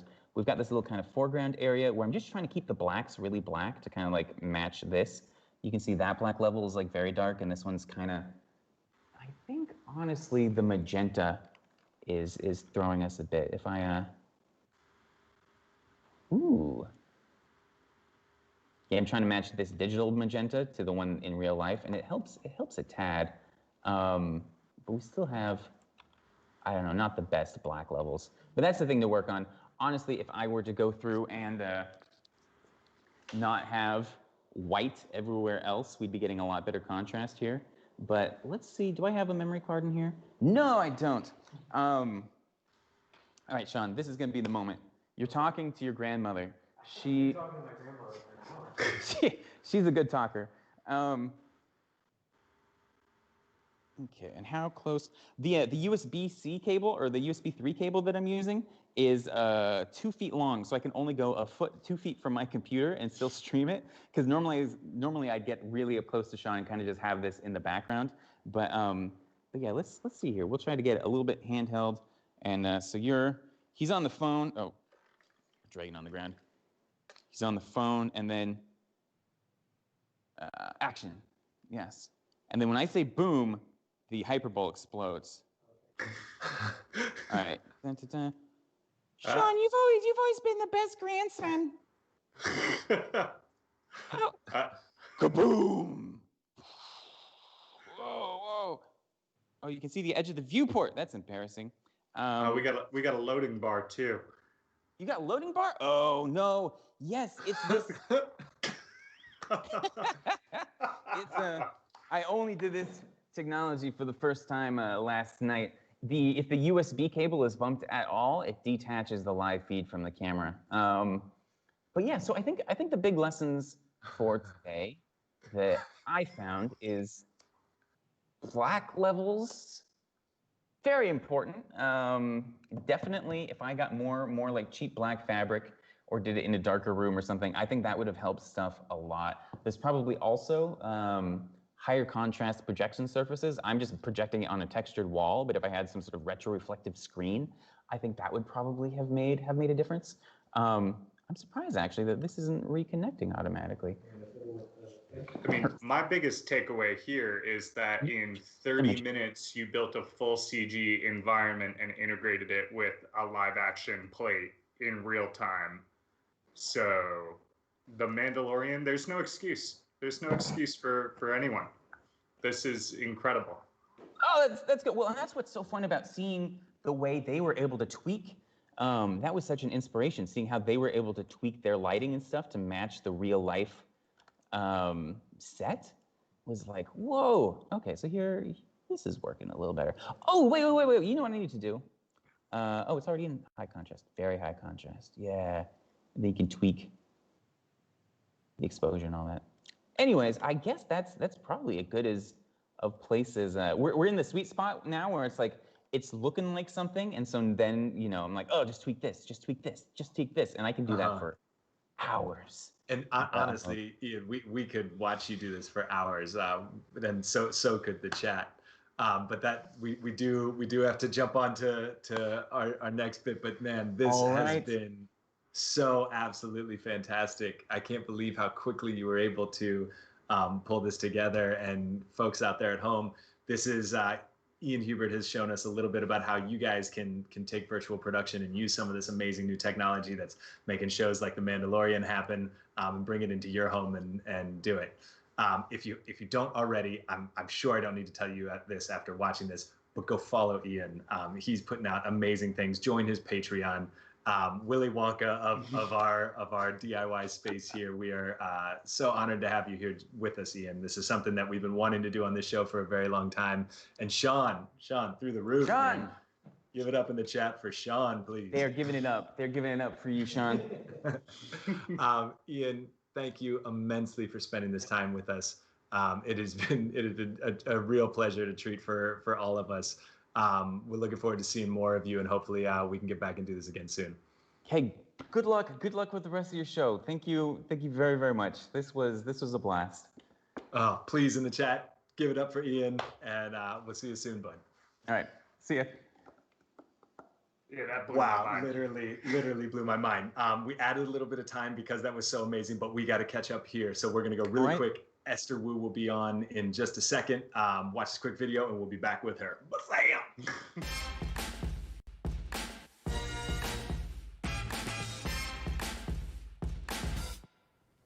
Hey everybody, have you ever wondered how they make all that amazing art for video games, movies, and television?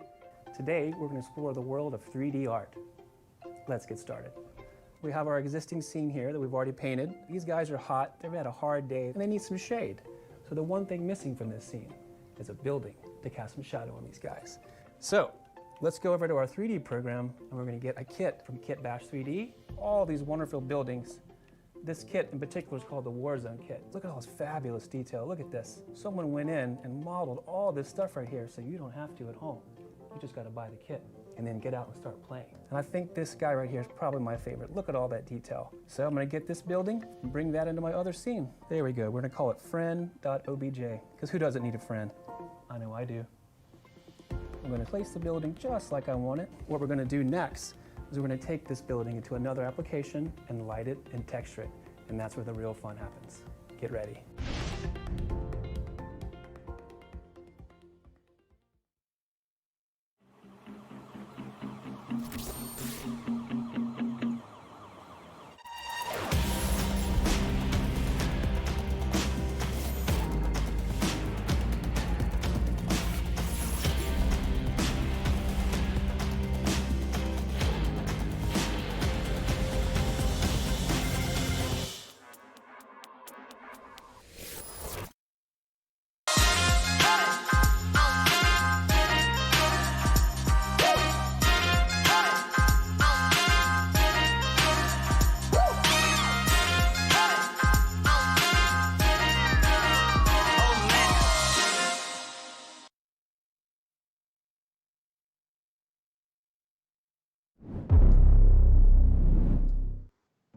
Zing and zang. We are back here, ladies and gentlemen.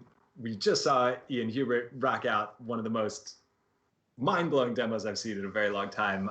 And now we have Esther Wu joining us. Esther, can you hear us?